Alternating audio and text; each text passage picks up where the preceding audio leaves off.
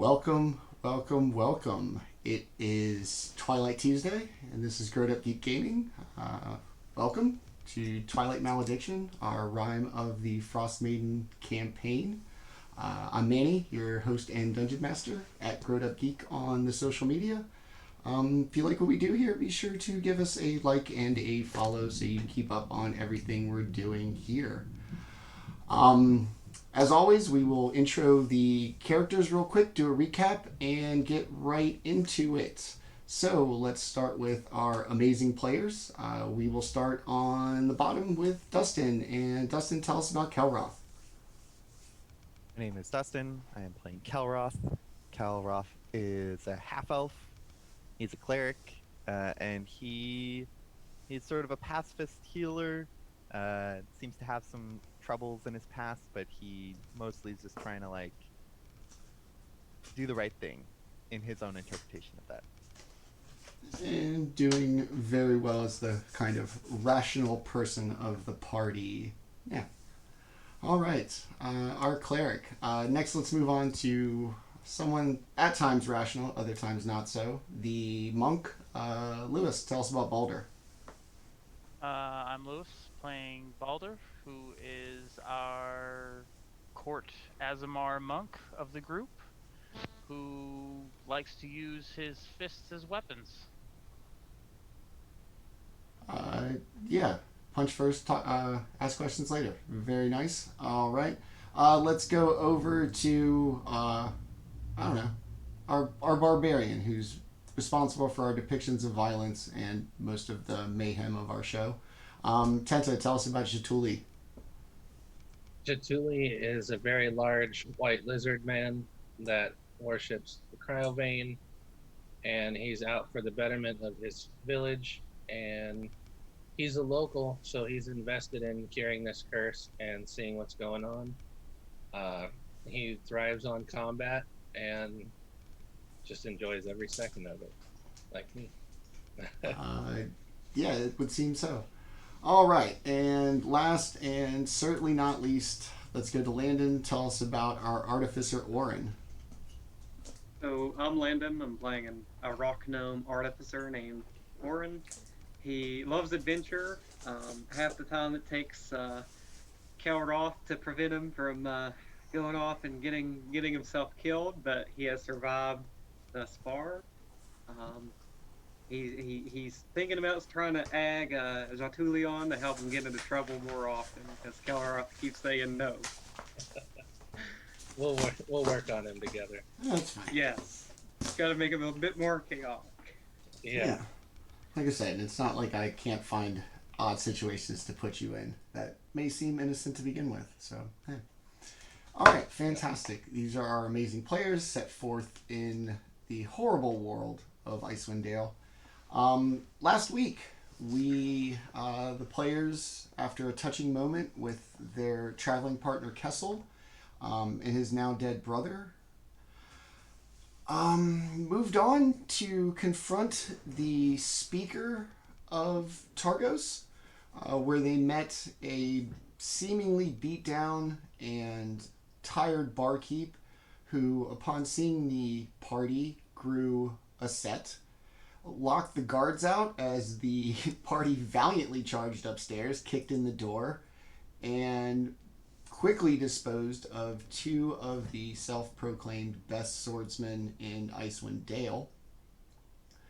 After doing so, there was an interesting little box on the shelf that they found with two flying snakes that appeared to be messengers of some sort. After the party left the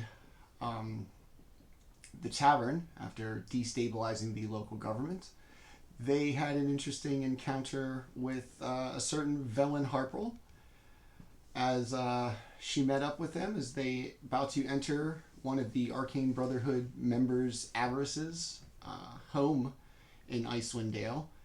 And we pick up just as the party steps through a kind of magically warded door in order to enter the building. And so with that, we will pick up with Twilight Malediction, Episode 8, fade into darkness. As you walk through this kind of thick black membrane, it feels almost thick enough to give a resistance to you as you walk through it, like walking through a screen door, but eventually it gives. And as you transfer from the dark, cold outside of Targos, you push through this membrane and into this sumptuously decorated and appointed house. Velvet curtains, pillows, incense burning, fires, braziers, everything just going. It is gorgeous. It's lined with bookshelves, large couches, an ottoman, and most importantly, a desk in the middle. None of the windows seem magically warded in any way. As you look out to them, they appear to show exactly what the outside of the city looks like, despite the view not being the same from the outside to the inside. Metal spiral staircase in the corner appears to go to a second floor. And like I said, in the middle, there's a very large, ornate desk with a stack of books, candle burning very brightly, 3 open books, and 1 book perfectly arranged, centered about the table.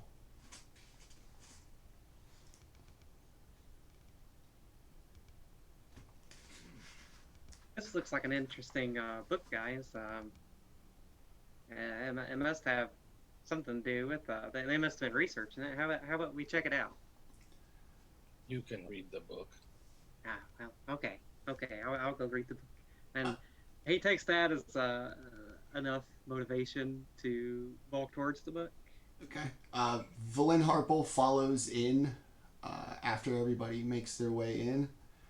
She kind of looks around. I can't believe it actually smells like sulfur in here. So, gentlemen, congratulations on ridding yet another of the 10 towns of the cult of Orryn. Bravo.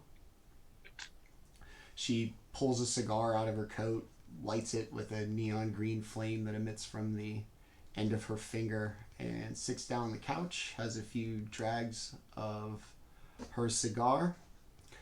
Now, we are friends, are we not? Friends. Yes. Very well. And friends shall be honest with each other. That's what I've always believed. That being said, allow me to be honest. You're rid East Haven and Targos of this cult, while positive in the long term, perhaps leaves one town in a little more perilous predicament than the other? What town? You speak here of this town. Well, East Haven had a speaker. Wasn't the strongest man for allowing these burnings to take place, but he was there when the cult was rid. I'm afraid we look around here and I see no leadership. That the power vacuum may be more dangerous than the cult. She takes another drag off of her cigar. I mean, somebody wants to like take charge. I mean, right? What's his name? Oh, I forgot. His name. Owen? The chef. Yeah. Owen. Yeah, Owen. He seemed like a man who was ready to take some action. Well, perhaps you are right. I'm not a divine. I'm a necromancer, so who knows? Just something to think about. She starts making hand gestures, and books start flying off the shelves, coming to her one by one. She looks at them briefly and lets them go, and they fly right back to the shelf. Everybody make a dexterity saving throw, please.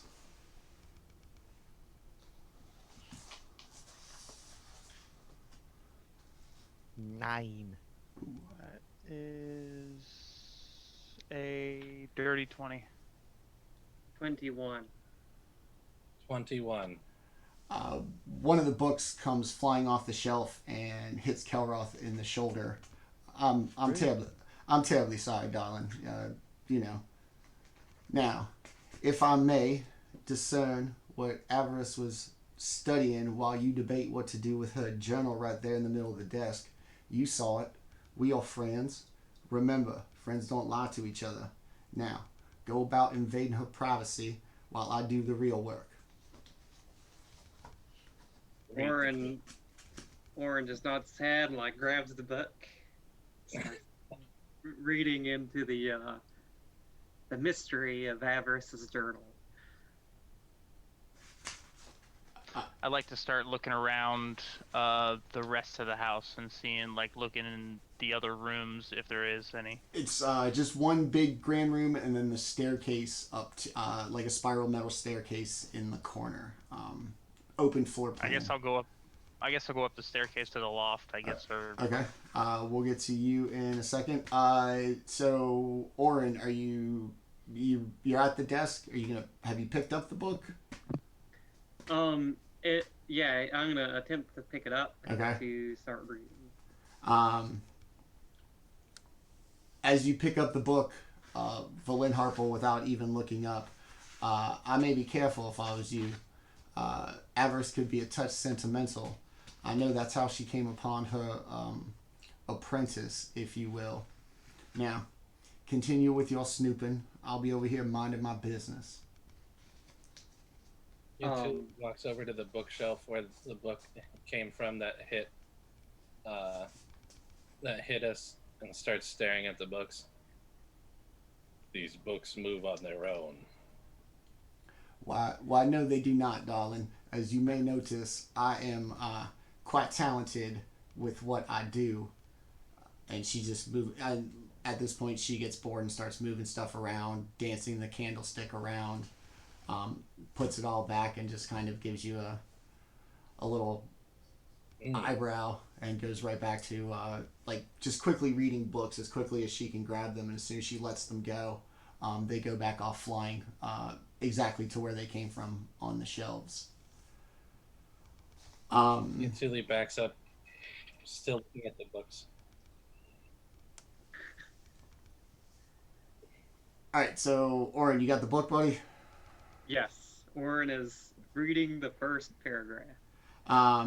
As you open the book, make me an intelligence saving throw, please. Is it magical? Yes. Okay, because as a gnome, I get advantage. See why the lizard man don't read the book? 20, not dirty 20. Yeah. Okay. So as you open the book, you're going to take 2 points of psychic damage, and all of the pages, as soon as you open it, are going to explode outwardly into the air. As they kind of flutter down, you'll notice they're all burning. Valin Harple looks up from her seat on the couch. I told you to be careful, darling. She takes another drag off of her cigar. And as all of the pages kind of burn out to nothing, one page just perfectly floats down and lands dead center in the middle of the desk. Valin Harple, quite indignant at your insistence to invade Avarice's privacy. You all should be ashamed of yourselves. I will not sit idly by while you read someone else's innermost thoughts, and I won't be in the presence of those who do. If you'll excuse me, I'll be outside in the cold with my pets. And she gets up and she storms out, leaving just the three of you downstairs and Baldr upstairs. Orryn laughs a little bit and says, "Ha! That was fun. I didn't know that whoever wrote this book, Avarice, they must have been a real prankster to try to pull that on whoever tried to read their journal." It was fun. Now let's look at this page here that floated down. It seems special, like maybe protected by magic. appears to be a letter. Not so much written with like an ink, but almost scratched in with a very fine something that burned. So the letter is actually burnt into the page as opposed to written. The letter reads, "To whom it may concern, if you are reading this, I am already dead, and this is all that remains of me and my work here. I take all my knowledge to the grave, knowing I did my best, but if I am dead, then perhaps this curse and its effects on these people are more than the combined efforts of Valin, Dazan, myself, and even Sindri. Thus I will leave you with more than you surely have now, in the hopes that if I have failed, that someone may bring peace to these people. Dazan claims to have found whatever it is he's been looking for. Some artifact of great power, as all my research says that this is the only way to rid this land of this blight. We leave today with the adventuring party from East Haven in the hopes of finally bringing the light back. This is where I must meet my end. If the sky shines bright with the sun when you find this, then I have succeeded and have no need to return to this place. If the darkness continues, I have failed. In parting, I will tell, be wary of Valin Harple. We exclude her from this because we are unsure of her allegiance. Is it to herself or to the people here? If it is to the people, then she must survive to carry on our work. If it is to herself, she must stay behind so that we may triumph. Avarice, Wizard of the Arcane Brotherhood."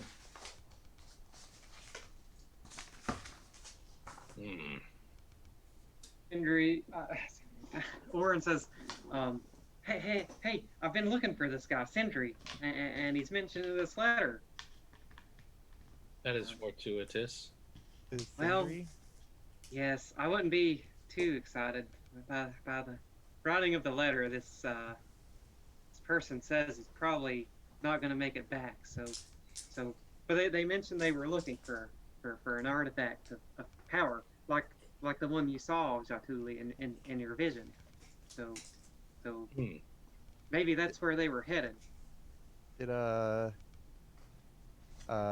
this Sindri person, who is it? He's he went to I can't think of the name. I'm sorry. 1 second. The Silvery Moon. I don't know why I couldn't think of that. He went to the college in Silvery Moon with me. He was a wizard, and obviously I studied the magic artifice, so he was a good rival. We butted heads a lot, but he was sent up here to investigate this curse quite a while ago, and when he stopped sending word back, that's when I decided to come investigate. He's very capable, though. I'm sure he could have made it out, but we need to find him because this sounds like he's got himself into a tough situation. Yeah. Okay.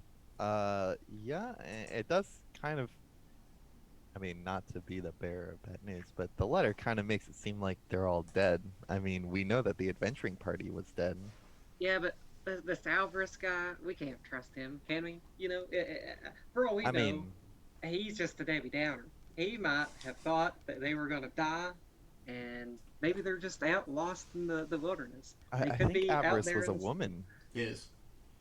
Alvarez, she could have been lost with the group in the winter, and Sindri, he doesn't know. I mean, no, of course. I just, I sort of, I'm a Debbie Downer. Some would say I'm just bringing the sadness in advance. I'm sorry. Listen, your friend might totally, or rival, or like, is this like a Pokemon thing? Anyways, your rival might still be alive. I'm not He's saying like they're not. I'm just Vegeta. Okay. Oh jeez. He's a frenemy. Yep. Frenemy. A one-sided frenemy. There you go. It takes like 3 seasons before he kind of goes, All right. You took everything from me. I don't even know who you are. Yeah. Well, okay.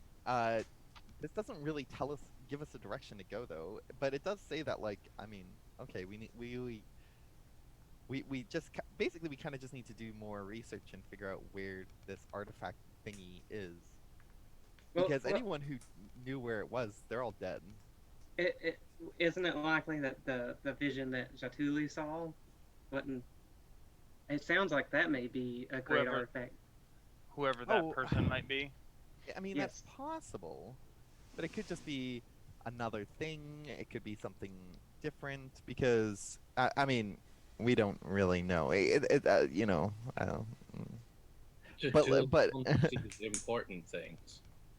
Yeah, I mean, clearly that was important in some way, or at least it's related to the events going on here, because why else would, you know, some Arl worshiper have lizards that go there, right? So clearly there's some importance to it, but what importance, or if it's directly tied to the curse? I definitely think we should investigate, because even it's pretty suspicious that someone has such a potentially powerful artifact. So. Yeah, I mean, it looked, based on how Jaatuuli described it, it looked pretty scary, dangerous, perhaps. It might be a good idea for us to, you know, get some magical artifacts of our own if we're going to go somewhere very dangerous. I'll make you a deal. I say we go to the ship, find the magical artifacts out of the ship, and then use what we find to, you know, infiltrate that area. We need large blades. That's possible. Very large blades. Yes. We have a couple of things on our agenda, so to speak, right? This just kind of hints that you know, we got to find that a way to get rid of this curse is with some kind of magical artifact. So that's, at least that's something. I feel like we're still not really that much closer to solving this curse yet, but you know, you have to be optimistic. This is my optimistic face. Anyways, let's see if there's any other. I mean, clearly this woman and her companion may have, like, stumbled upon some information. So let's, like, keep looking. Maybe Baldr found something upstairs. Also, one vote to face bite the woman. Wait. You mean that the Harple villain? Yeah. Oh. Okay. That could be on the agenda one day, maybe. I don't know. Nothing really. She hasn't done anything particularly evil. Let's sidebar that. Yeah, she's just weird. And the letter doesn't say she's a bad person. It just says they don't trust her. And this Avarice obviously is a pretty bad judge of events if he thinks they're going to go She's die. self-involved. People who are a lot of people are self-involved. Should be bitten. Well, I think you just think she tastes good. She could. It's possible, right? Anything's possible. She might be undead or something. She said she deals in necromancy. Maybe she's like a lich or something. Yeah. MILF lich, just roaming around, taking yoga classes. All right, so in the room that we're in, is there anything else of note, or, like, obviously we're not going to go through reading every single goddamn book or anything, but, like, is there any, like, for chests or for a room as big as it is, there are only 3 books on the desk out of the hundreds that are in the room. The desk is really nice. The inkwell and quill are very nice, but it's more of like you would think of kind of a sumptuous lounge. There's pillows and where you hang out and just kind of relax. There's like a hookah in the corner, you know, with the funky Okay, smell. okay. It does not smell like pineapple. Are there like any names or titles or anything on the books that are on this desk? Roll me an investigation check for the desk. Okay, okay. 6. They are all of the same subject, or all have the same common subject. The Netherese. Okay. I'll just look at Orryn. I'm like, does the Netherese mean anything to you? I don't think I've ever seen that word before. Do you want me to roll investigation as well? History for you. History for me. Ooh, I rolled a 4. 10 total. Oh. You remember the Arcane Brotherhood mentioning that the tower where you accepted the job in Luskan was made by the Netherese? And just that they are a very, very old civilization. So Orryn will repeat that. And of course, he doesn't really remember all too well because they're all. But he will repeat it, the little bit that he does know. All right. I don't know. I'll just like flip through the pages of the top book. Does it seem to have anything interesting, or is this just going to be a lot of history or something? You notice a bunch of what almost appear to be schematics for an artifact that looks like a large globe. There's several of them, differing designs, but you see almost like a common idea behind these 3 things in the books that appear to be open. Is there like a picture? Is there any scale? There is a picture. It will look like this, and we're going to put it up in the stream right now. It's some variation of this. It appears to be a rock with a couple of rings around it. Interesting. It looks Do like I get seer stone. do we get an idea of like how big this might be? Is this going to be really big, like room size, or is this like building size? A couple of them have maybe a wizard standing next to them on a scale, like to give some scale. They all appear to be on some sort of platform, but even on the platform, the whole thing is no bigger than an average humanoid. Okay, so it's big, but not like massive. Okay. Well, everyone's been talking about objects of power. That looks like something powerful. I show them the picture of the like circle thing, and these were on her desk. So maybe this is what we're looking for. I mean, this is all just guesswork, but Is this what Dazan found? yeah, possibly, right? Like the Netherese, he said, were like some ancient race or something. So maybe they made some ancient powerful magics or something. I really should have paid more attention in history class. Yeah, I mean, it's fine. It's fine. I don't know. I'm just gonna take like the book with the pictures and stuff. I don't know. I'm just gonna take one of them. I'm just gonna shove it in my backpack. Okay. I don't know. It probably won't help, but it could be of use. Is there anything else on or in the desk? No, just a very nice inkwell. It looks like to be a phoenix feather, actually.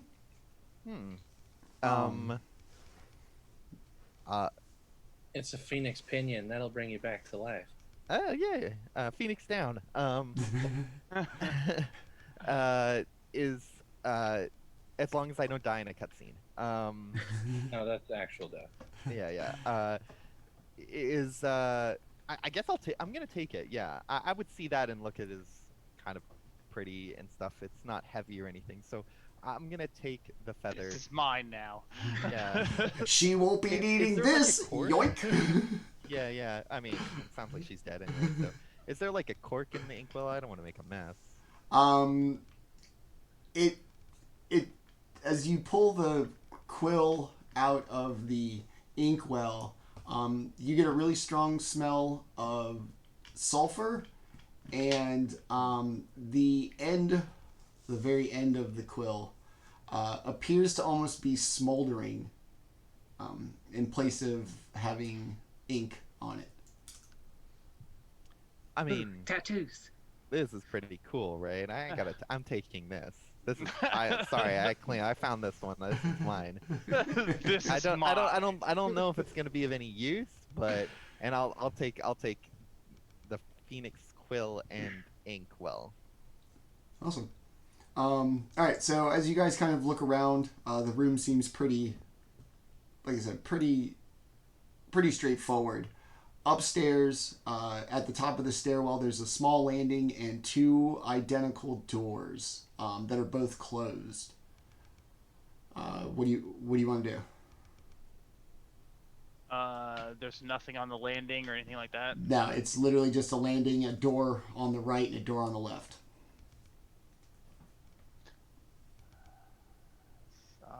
All right. Well, let's go to the left.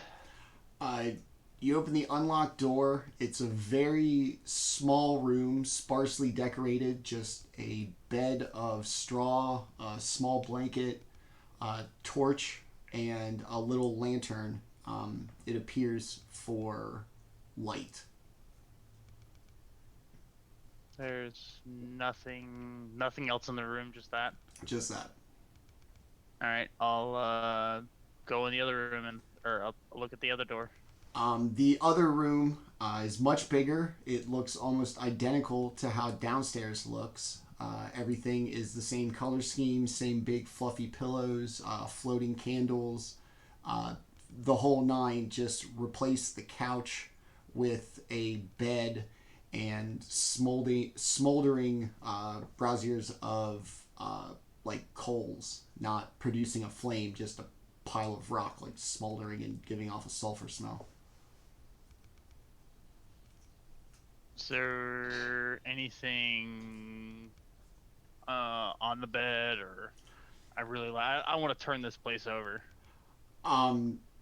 Okay, give me investigation. It's not as big as downstairs, and it is just a bedroom. It's a 13. You don't see anything. Really, nothing really sticks out. There's no pieces of parchment, no bags of money, some more books, and just it looks like a really decked out dorm room, or Zap Brannigan's Lovenasium. I guess I'll look at the book and see if there's anything. See what, like, if there's anything written on the cover or anything like that. The 24 positions. It's just for you. It's the first book of the Netheries that you've seen. It's really nicely appointed. It's a very nice book. It doesn't look to be something that a common person would read. Alright, I guess I'll just kind of take it out of the room with me and head back downstairs, and then meet up with everybody and show Kelroth the book that I found, and it seems as if he was reading it or she was reading it in bed as well.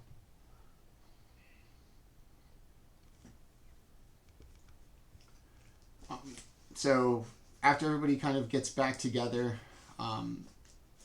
you hear Volin Harple kind of angrily pouting outside in the snow as she makes her displeasure known by huffing and kind of stomping around, waiting to be acknowledged.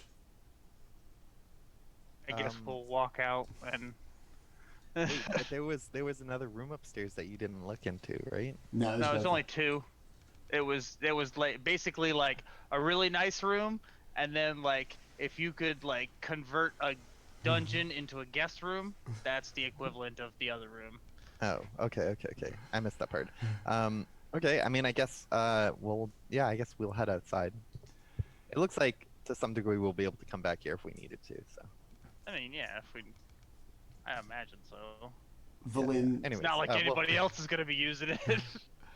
Valin stands outside smoking his cigar, throwing little chunks of what appear to be a rat at her pet kobolds as they kind of ravage the ground and tear the pieces apart.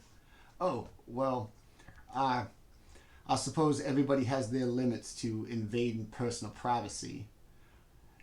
I mean, we're investigating. You want us to investigate? Isn't this person probably dead too? Let's calm down, okay? I suppose. So, what did you learn? I would imagine she did not have the kindest words for me in there. Shouldn't really say anything about you, but we did see a couple of books or several books that talked about the Netherese. Is that something you're familiar with? Why, yes, they are a past civilization of very powerful wizards who were masters of arcane technology that could manifest all sorts of world-changing powers. It was Dazan's belief that there was one in Icewind Dale, and that was the only way to rid this land of this curse. Is it possible an artifact like that they made is what's making the sun disappear? I suppose if this powerful artifact could stop this curse, I imagine it could also be the reason for this curse. Yeah, that's okay. Yeah, that seems reasonable. Okay. But they're dead, or they're gone, or they're They unknown. all went off with that party from East Haven that we saw Dazan leave with them, and then a few days after they left, he attempted to sneak back into the village without anybody, and that's when he was apprehended and, as you saw, summarily burned at the stake. Oh, sorry, I meant the Netherese. What about him? Like, are they gone? Are they dead? Oh, Like, what happened to them? yes. They are long extinct. A Okay. terrible, unfortunate accident where the power that kept their floating cities aloft suddenly failed, and huge floating cities crashed to the ground, killing thousands. Floating cities. Fools depending on magic. Yeah, sounds like it. I think it would be very fun to live in a floating city, actually. Obviously, it didn't end too well, but it'd be fun while it lasted. It would be fun until your limbs are ground off. Well, you only live once, so might as well live it up. She looks at Orryn curiously. Not everybody only lives once. And she turns and looks at her kobold pets. Orryn kind of like, because I'm sure necromancy's kind of looked down upon at Silvery Moon. Probably, sure. yes. So Most places. he just kind of gives her a nod and just kind of like slowly steps away. Like she's Sure. a Slytherin. Yeah, like she's a Slytherin. Dark arts. Okay, well, we gathered some more information. We kind of had some stepping stones to like work towards. It sounds like it's possible that maybe one of these Netherese artifacts could be the cause or the solution to this curse. So we're gonna have to do some more looking for that. Do you have? What are you gonna do? Are you gonna look for any more clues, perhaps? I have to find what Auril has on her island. I have learned that perhaps her and Dazan met either before or after he killed the adventuring party. like her, like she's a god, right? Or she's like, she is a goddess able to take form in this land, who has known to take the form of an owlbear or a female ice giant, and okay, takes an avatar and walks the land so that she may survey her cruelty and her grip upon these people. oh, So she may have be pe- slain in that form. What's up? well, So oh, we may be able to slay her if we see her in that form. not gods don't necessarily work in that way. It's kind of like demons. If you kill a demon on this plane, they just get sent back to their own plane. So I don't know if it would like destroy her if we killed her physical form, but it might. She as long as this curse holds, she will always have a foothold in this realm. That Yeah, she her might just her get in death his is body. Or... her death is inconsequential as long as this curse shall remain. Yeah. You hate to hear it. I guess Um, Jaatuuli will just have to kill her multiple times. I mean, in a sense, that means you probably could eat her multiple times. But um, okay. Where's this island again? Is it like a floating island or like a flying island? It's a floating island. It used to float. It is a floating island that her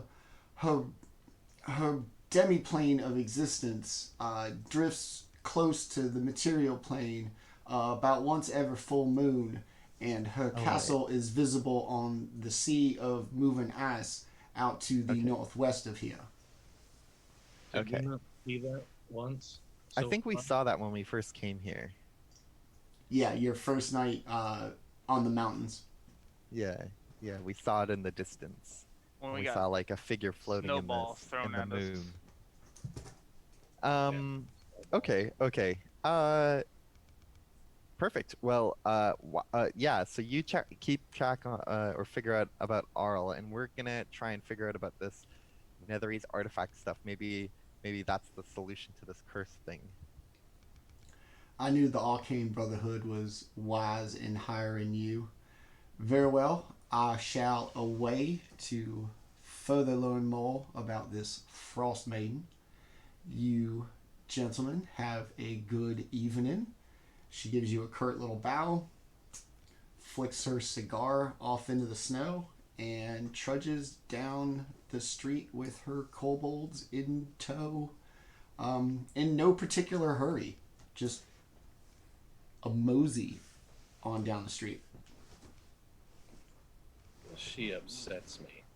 Yeah. I feel think she's she- hiding more than Yeah. she Yeah. lets on. Hey, we're all on the same boat here. Yeah. That's why I didn't tell her. That's why I didn't. Perfectly fine, because Yeah. all of us feel the same way right now. So Yeah. that's perfect. Fine. Yeah, she absolutely crushed you with this letter. Oh yeah, I'm sure she could kill us, but that's neither here nor there. So We're not ready for that right well, now. We're not do we fighting need- her. yeah, do we need a rest? Do we need like what are we feeling we should do now? Let's head out of town on the birds. Because we just, I mean, I suppose it's not that. It's pretty like what, like Early in noon the or morning. something? Yeah, it's just We like got up and then we just did this, so that's all we've done, right? I'd say it's Yeah, like I early think afternoon. Hold on. You traveled here. Because we also you did the thing with Kessel's- the Yeah, you guys got here in the early evening. Kessel's brother was killed. You did that. You hung out with Kessel after his brother died. You went and stormed the castle, or the tavern. Now you've been to Avarice's place. no, we went to sleep. Did Yeah, you? we went to sleep, and this was the first thing we After did in the after morning. we did that, we talked to Trollsbane and Kessel, and then they were like, "We'll just go for a night's sleep." So then we slept, and then we did this in the morning. After Jaatuuli did the thing with the snake, he did that in the morning. That was the first thing we did Okay. in the morning. Okay, so you guys are And still in then the we morning. came here. Okay, so Yeah. yeah, it's still early in the day. Kessel has been prepping your birds if you are so inclined to get out of town. how far away was the boat implied to be? Um, the next Like, do town. we want to take the birds there, or is it like a walkable distance, or is? I would say taking the birds would be the best course of action, just because of I'm scared about the birds getting like eaten or taken or. just in pure speed. This will be the best. Just pure speed. Yeah, but then we'll just have to hitch them up in the middle of nowhere, right? Have you Oh, never hug eaten the time. bird? I'd like to not. Why? I'd like to not eat my ride right now. I mean, the tauntaun only, was necessary in dire needs. All right, let's just. All I'm saying is, if they die, we get to eat them. All right. Well, you're not eating Mrs. Fluff of Feathers. All right. First of all, not gonna happen. I will take her harness off and let her into the wild before anything like that happens. Oh, Jaatuuli will not hurt the birds. Only eat them if they die. Okay, I think we're going to the boat, right? We already settled this. So To the boat. if everyone's got all their stuff, let's You go. don't want to say. You don't want to go save that. You don't want to go save your guy that you were so dire to save earlier. I was never The- dire to save the anybody acolyte. really, but you're talking about the apprentice, the priest's apprentice or whatever. Yeah. Yeah. We're over Isn't he by in the this same area. direction? The acolyte's going It's to just be further is going to be north. north? The ship's going to be more west northwest. So we could do it on like a curve. Yeah, we could go to both places in the same go. We could go to one and then the other and then come back or something like that. That's what I was saying. We go up and do like a big, Mhm. parabola. If we arm ourselves from the ship's goods, we should be in a better position to help the acolyte. Yeah, I mean, we're also kind of under the assumption that the acolyte is probably I mean, not we're alive. we're in a better position to help the acolyte than we were 2 levels ago. Like, Sure. Levels. Yeah, what are you talking about? I feel stronger. I don't know about the rest of you, but I have new I mean, inventions. it's only been like 3 days. Calm down, okay? Like, I know you're working out, before you go to bed, but like, come on.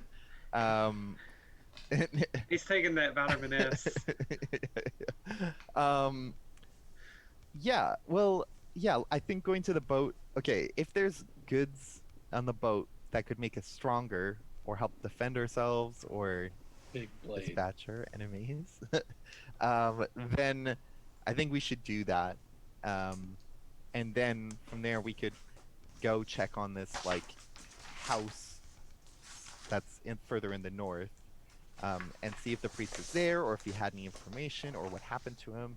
At the very least, then when we come back, we can, if we go back to what's Brinshander, we can let the priest know what we found. Agreed. So you'll head back from the well-appointed mansion, Larch's house in Targos. Outside of Kessel's brother's house, you see Kessel. All the birds are loose.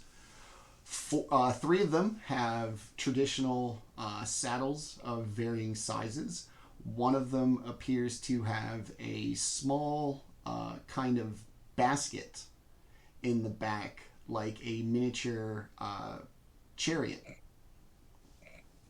And a small set of steps. As you come around the corner, Kessel seems very proud of himself. There's 5 of them, right? There's 5 of them. Okay. Kessel's going to keep one. That's the one that took the arrow in the butt Oh, okay. from the goblin or kobold. no, I want the one. I want the one that got really injured that I had to heal. That's the one that I want. Are you sure she's not in tip-top shape to be out in the tundra? I think she'll be all right. Her and I have a bond. All right, very well. Takes the saddle off of one of them and puts it on the other one. You're gonna have to take Maximus. She's the queen. She's gonna be big enough for you. Points to Jaatuuli. I will take Maximus. for you, my little friend, I've constructed this. I was worried that if anything happened, you would be the easiest to buck off. So I gave you this little basket here to keep you safe, and so that you don't go flying off. The good news is that if it gets spooked, you're not going to get bucked off. But if they get spooked, you're going wherever it's going. The rest of you, just be careful. Don't let anything too close to them. They won't wander off. They'll come back when they're called, but don't let them stand around. And they're not for mounted combat. That's not what they do. What do they eat? They can eat what you eat. They can graze. They're pretty stout birds. They're used to surviving in this horrible tundra. Okay. For the most part, they fend for themselves pretty well. Take care Just of a random question.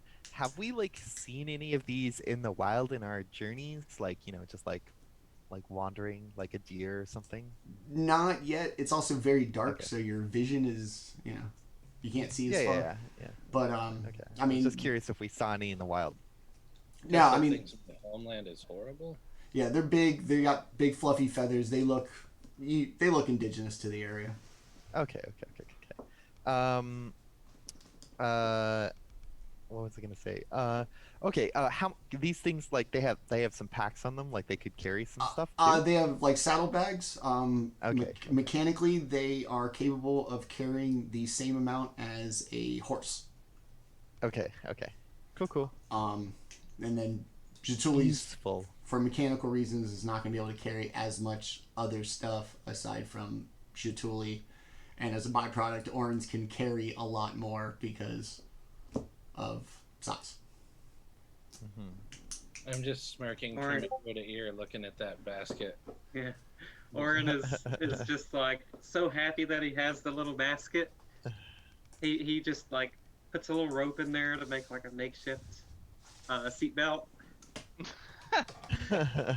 So if he goes flying off, he's so short. It's not like if he's dangling. It's not like he'll be hitting the ground. It'll just be like dangling around while he runs. You just make sure that if like you lose control of your little guy or your big guy, you do what do they tuck and roll? Just like Tuck and roll. yeah, we don't want to lose you to the wilds. Orryn says, like, no problem. I've been small my whole life, so this is just another experience to add on to the list. I suppose theoretically it won't hurt as much if you fall. Because of the snow. Yes, because of the snow. That's it. It'll cushion your fall. That is what I was implying. All right. Well, thank you very much, Kessel. We'll take the best care of these animals of yours. I know you will, and I know I've said this before, but thanks for getting me here so that I could see my brother.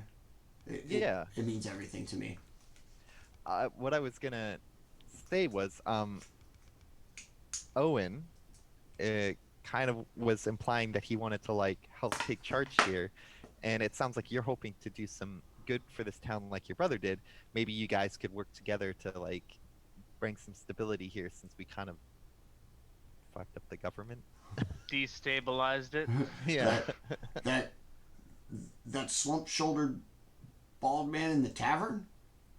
Well, I mean, he had some gusto. I don't know if he's Gusto. right for the Seems he job, has but dreams of he has bigger aspirations than he lets on. yeah, I mean, he that's what he told us. So, take it with a grain of salt. But maybe he can help. He is brave. I'll talk to Trollsbane and see what he thinks. I know he's out doing stuff. We can't just have a town just not have anybody in charge during these times. Yeah, Nerith was a bastard, but you can't have nothing. I'll talk to Trollsbane. If we come around again, see each other, I'll be sure to let you know how it's going. Or you could probably hear from the other towns, maybe. Yeah. How was Kessel the one who told us about this boat? Somebody told us about this boat. The The smithy, blacksmith. the blacksmith smithy told in Oh, Bryn okay. Shander. Okay, never mind. Okay, well we're off to, try and kind of figure out this curse, so we're gonna just like do some adventure things. We'll be back, you know. Great. Good fortune. Take care of my girls, and I hope to see you soon. All right. Have a good one, Kessel. So he's gonna give everybody a quick kind of thing, how to grab on, how to get up. Orryn's gonna get his own little tutorial because of his custom chariot basket on the back. I'm gonna need everybody to make an animal handling check real quick. I love winter like gritty chocobos. That's, like I said, that's exact. Chocobos meets Tauntaun. Oh, okay. Well, that's It's a 15 for me. 15 for me as well. But I have the basket. I feel like so- I was cheated there. Okay. I got a 14, but like when you roll the dice on D&D Beyond, it like landed against the screen wall and then was like it was like balanced between 8 and a 20. I'm like, and then it was like 8. I was like, screw you, rude. Anyways, I got a 14 because I landed on. It said 8, so. What is the role? Animal handling. Animal handling. Yeah. Oh, I have a +6 on my animal handling, but I'm so I prepared would have to had eat. 26, Doesn't but go well. whatever. What'd you get? oh wow! I got a rolled an 18, so that gave me a 20. Oh, nice.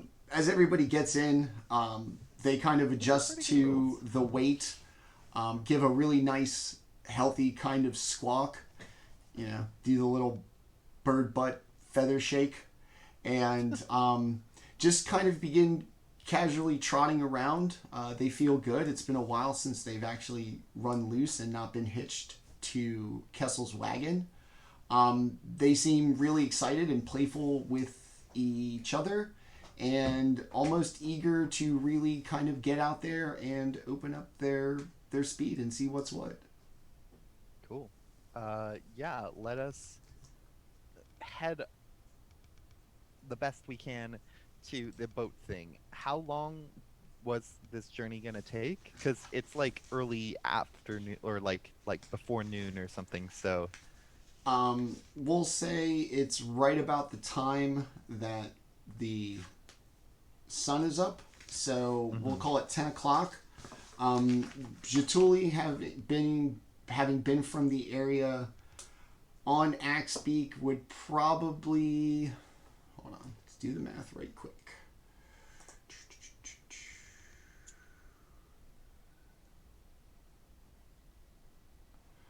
Probably about half a day to half a day. to the shore. Okay. I've All been right. before. Yeah. Let us journey. Okay. When the ice melts is when we go whaling. All right, so you head out Targos on the kind of the continuation of the road that's taking you from East Haven to Bryn Shander and back, and now over here. As you get on the other side of town along the road, you notice that it's not as well traveled. The snow's higher. There don't seem to be as many wagon ruts. And the kind of distinction between where the road is and the tundra at large kind of fades as you really get into the kind of outskirts and the outer reaches of the 10 towns. After about 45 minutes, you come to what is essentially a sign that says Bremen, and it will point to your right off to the north. And the road seems to continue a little bit there, but not too much. As you've seen a map of 10 towns, you know that this is basically the last little stretch of road before you just head out into the tundra off road. And it's a little sign. You can just continue to go straight out into the tundra towards the shore and the sea of moving ice, or you can veer along the road to essentially the last town of the 10 towns, Bremen.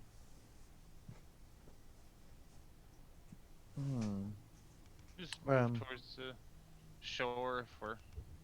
Yeah, Orryn's pretty focused on Okay. wanting to go to the boat anyways. We don't really have any need to go to this town yet, so we'll stick to our plan. Okay. We have the appropriate supplies. Yeah.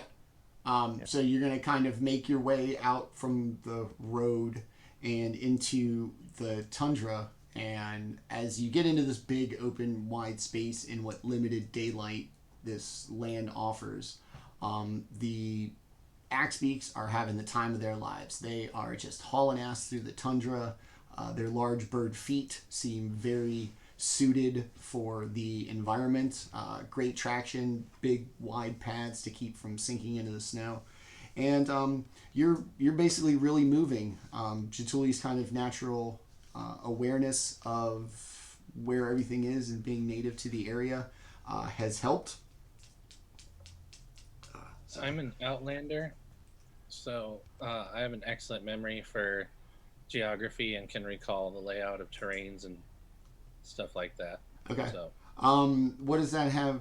Does that have a mechanical effect on survival checks? it means that I can survive. That when I make a survival roll, I can survive for up to 5 other people as well. Okay. Oh, wow. Shit. Okay.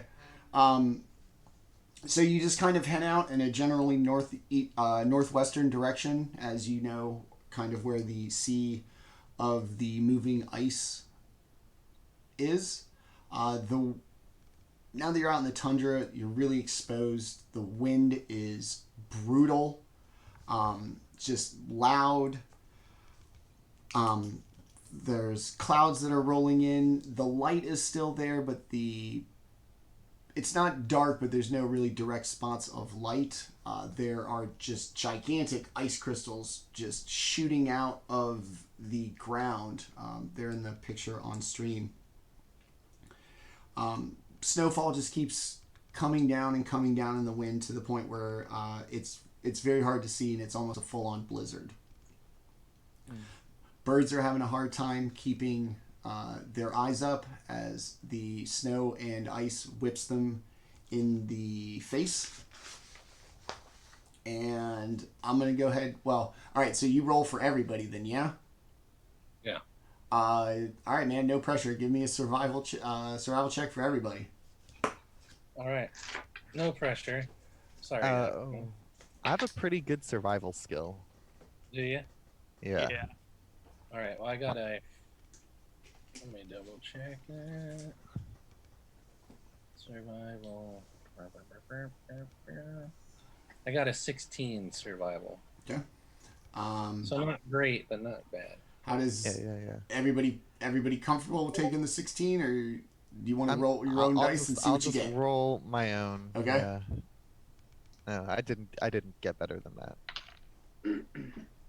So What- you did I leave. got the Orryn same. is So. going to trust Jaatuuli. Okay. Yeah. Orryn has +0. Orryn is a man of books, not a man of.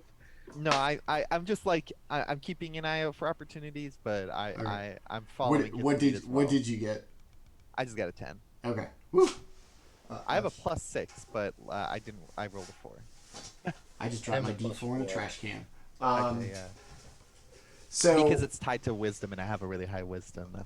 That's all. I have a janky wisdom.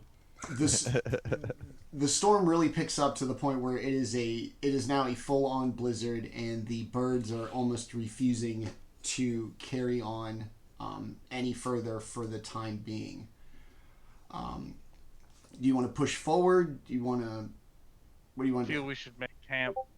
Is there Yeah. anywhere nearby that would be like Circle something that the could protect birds. us from Do like the weather? There Do like the are Mongolians used to use the birds as like partial shelter. there are these large, huge outcroppings of ice and rock in the middle of the tundra that you might be able to get on like the non-wind bearing side and at least provide a little bit of shelter for the time being. If there's one close by, that seems reasonable. Okay. I point out the closest stone spike, and I'm just like, why don't we make shelter against that? At least it puts our back against the wind, and like we'll have like stone to our back, so it's a more defensible position. All right. So you're going to kind of gather around this large outcropping of rock, basically put it between you and the gusts of wind and snow. You manage to maintain. The birds seem okay. They huddle against the rock the same as you, but they don't appear to be spooked or anything. And after an hour or so hanging out behind the rock, the storm subsides, the wind kind of dies down, and it's just cold and shitty, but not blizzardy and shitty. The Some- stone spike thing, can I touch it? Is it like warm, or is it just like stone? It's just stone, a little bit frosted. There's snow drifts that have appeared on the windy side of it since the storm. It's something menacing and mood inspiring. Okay. I was like, they look kind of like Godzilla spikes. Okay, cool. I just... So the weather's died down. It seems a bit more reasonable. Yes. From here, do we see the shore or the boat or anything like that? Or is it still too far off? It's still too far off. Okay. But Jaatuli's kind of natural sense of direction still, even after the storm, feels like you're heading in the right direction. All right. I guess we'll have Jaatuuli continue to lead the way, at least until the weather gets bad again or something. Don't worry. This is typical. All right, so you're going to head out again, basically on the same tracking as you were before. Jaatuuli, go ahead and give me a survival check yet again, or everybody, as you so see fit. Rolled a 16, got a 20. Okay. I think we're good with that. So you continue on your path. Your time of time in the light, as it were, has more or less come to the kind of twilight of life in Icewind Dale, and you're out there dark. The moon is 3/4 waning, and it provides a little bit of light as it reflects off of the snow in your immediate area, but nothing really too far in the distance. As you move along, suddenly Kelroth, unsure, hears potentially something with his passive perception. It could do better if you would like to roll for it. I mean, I might as well try. At 15, so just Okay. one less. Yeah. Yeah. So not sure. It could be just the kind of commotion of the birds, but suddenly the birds stop, and their heads dart from side to side. And for the first time since the mountain pass on your way to Bryn Shander, the birds look slightly spooked. Why have you stopped, Kelroth? Oh well. The birds, they seem to have noticed something up ahead. They seem a little spooked. Interesting. I don't know. I don't know if this means we're there or if there's something else in the area. Can Orryn take his homunculus servant and send it up in the sky to see if it can go scouting around? Sure. What's its kind of range? I don't know that it has a range that it can get away from me. But it can fly, and it has a perception of +4 or 14. Let's see. It doesn't say anything about having a maximum range away that it can be. So what? You're just gonna put it basically straight up in the air for basically a bird's eye view of where you are standing? Yeah. Just like kind of send it up ahead a little bit. It can understand. Well, it can't speak, but it can understand. So if I said like, "Is there danger ahead?" It could Okay. like shake its head. Okay. So you're gonna send the little thing up in the air. As it goes up, you see a very kind of barren tundra. The shore does appear, at least within sight. Still probably have a couple of more hours to go, but you can see it. And the only thing aside from the shore that it sees is, the group, the birds, the tracks as they've come across the tundra, and off about 150 feet from the bird tracks, there appears to be another set of tracks of something belonging to something like the size of a wolf. And your homunculus can even see where the tracks stop further down to keep a safe distance from the group and not be seen. So the servant will show that it sees something interesting, but since it can't talk, I guess I wouldn't know exactly what it is, just that there's something ahead, just that. I don't know exactly. Can you see what? Do you see what it sees or no? No, it's not quite as good as Find Familiar, but it's kind of close. Sure. So it can't speak. It can. So like if I asked it, I guess since it understands languages, I could have it ride in the snow. But all right. Well, we don't see anything. It looks like something. I guess your homunculus implied that something's following us. Is it? Did you mean that it was following us or ahead of us? These other tracks. It's behind you. So okay, it would be something's following us. So it, when you ask it that, it basically like goes behind and then comes back, I guess. And I say it looks like it thinks something's behind us, like maybe something's following us. So let's be on our guard. Okay. Well, we could try and push forward, or we could set up a defensive position here.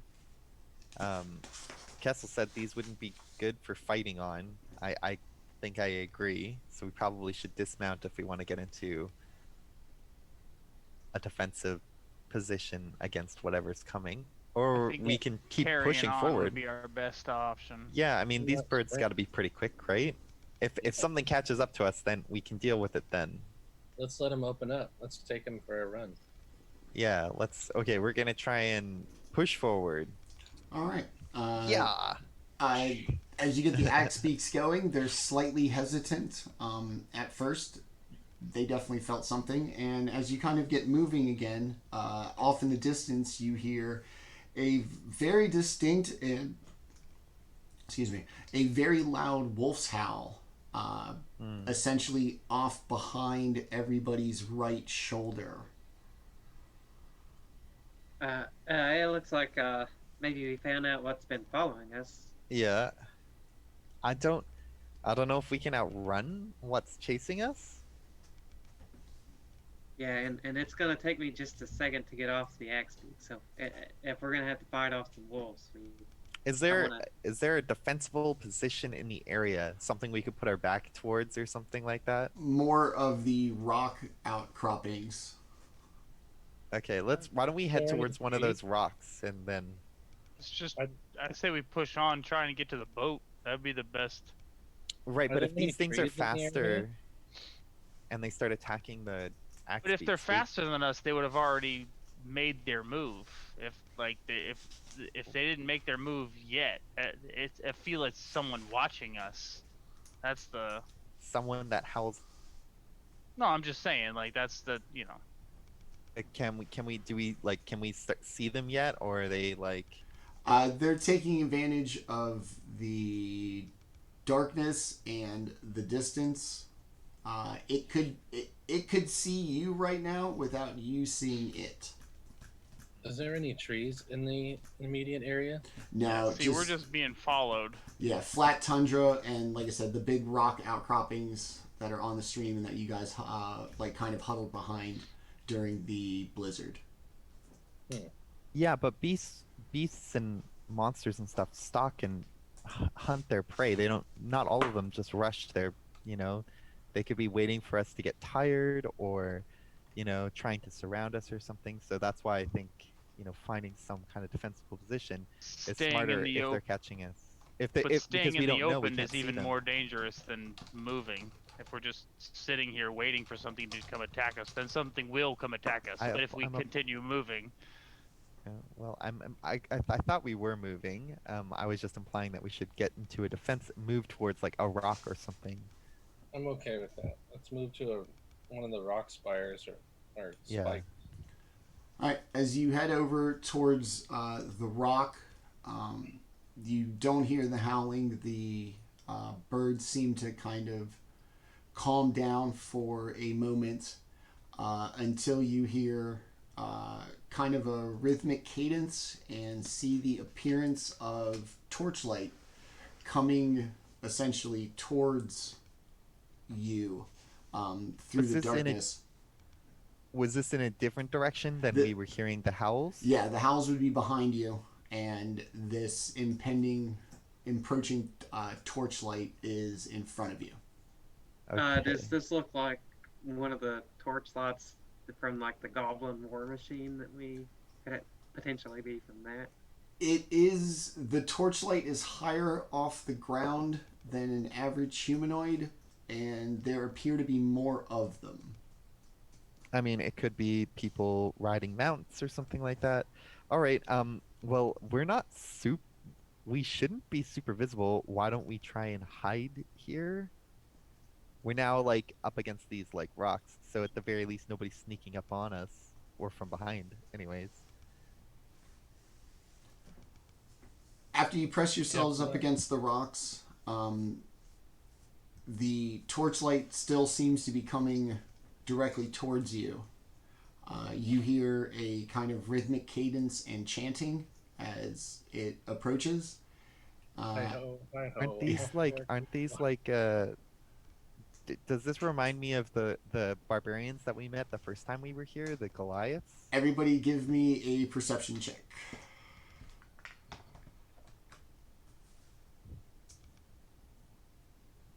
19.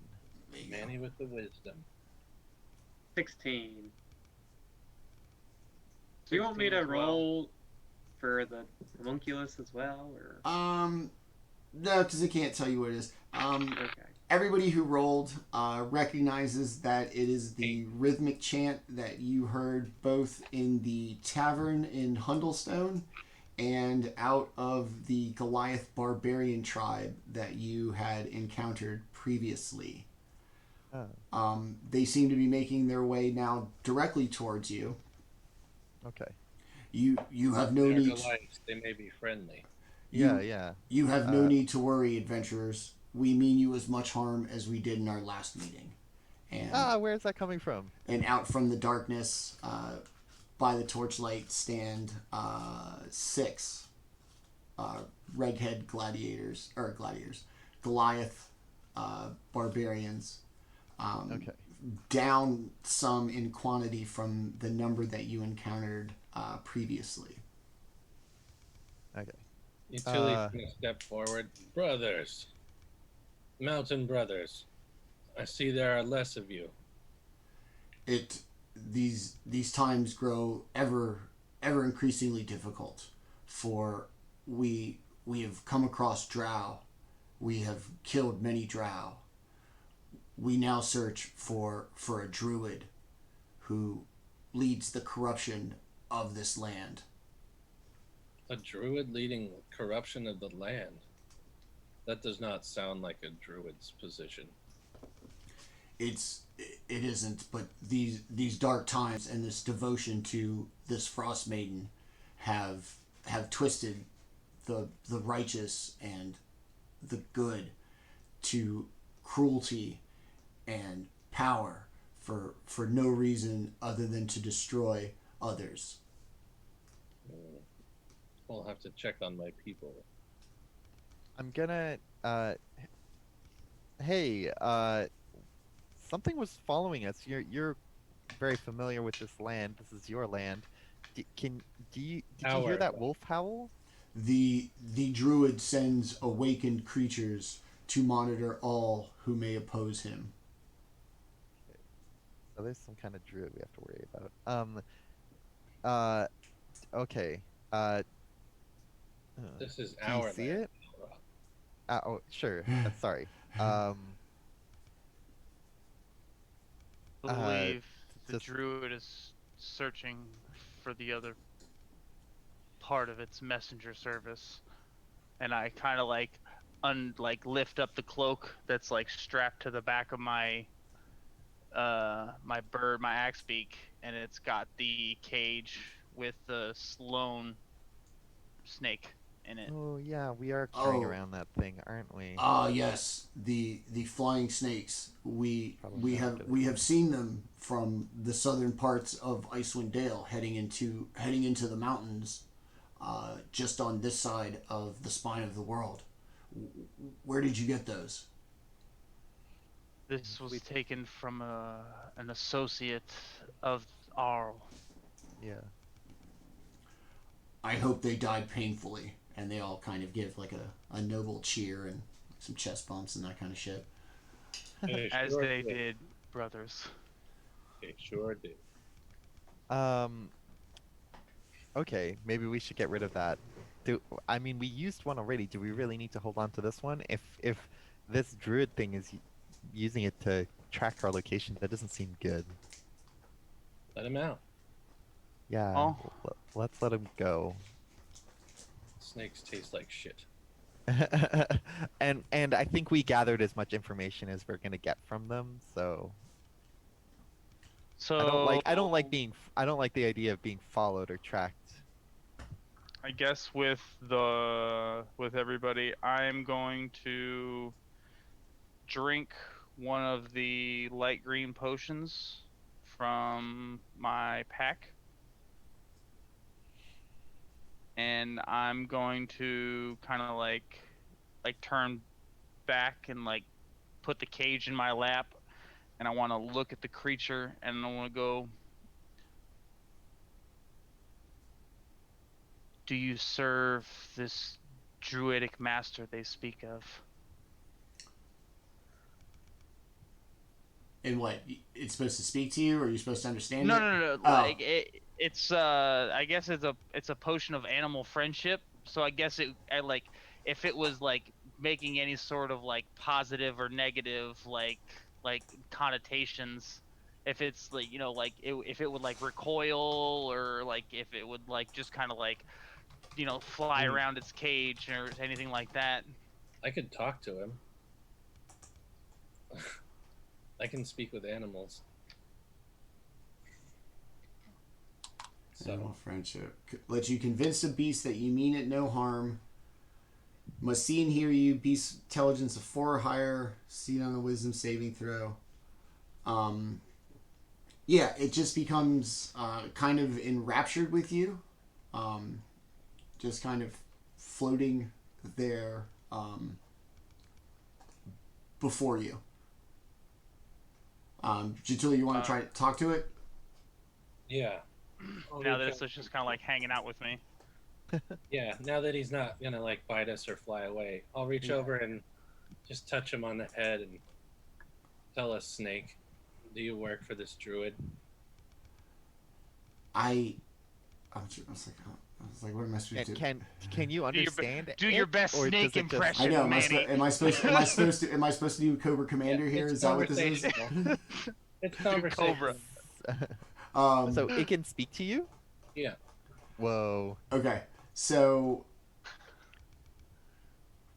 I forever try to get back to my mate, as I hope he is doing right now to me.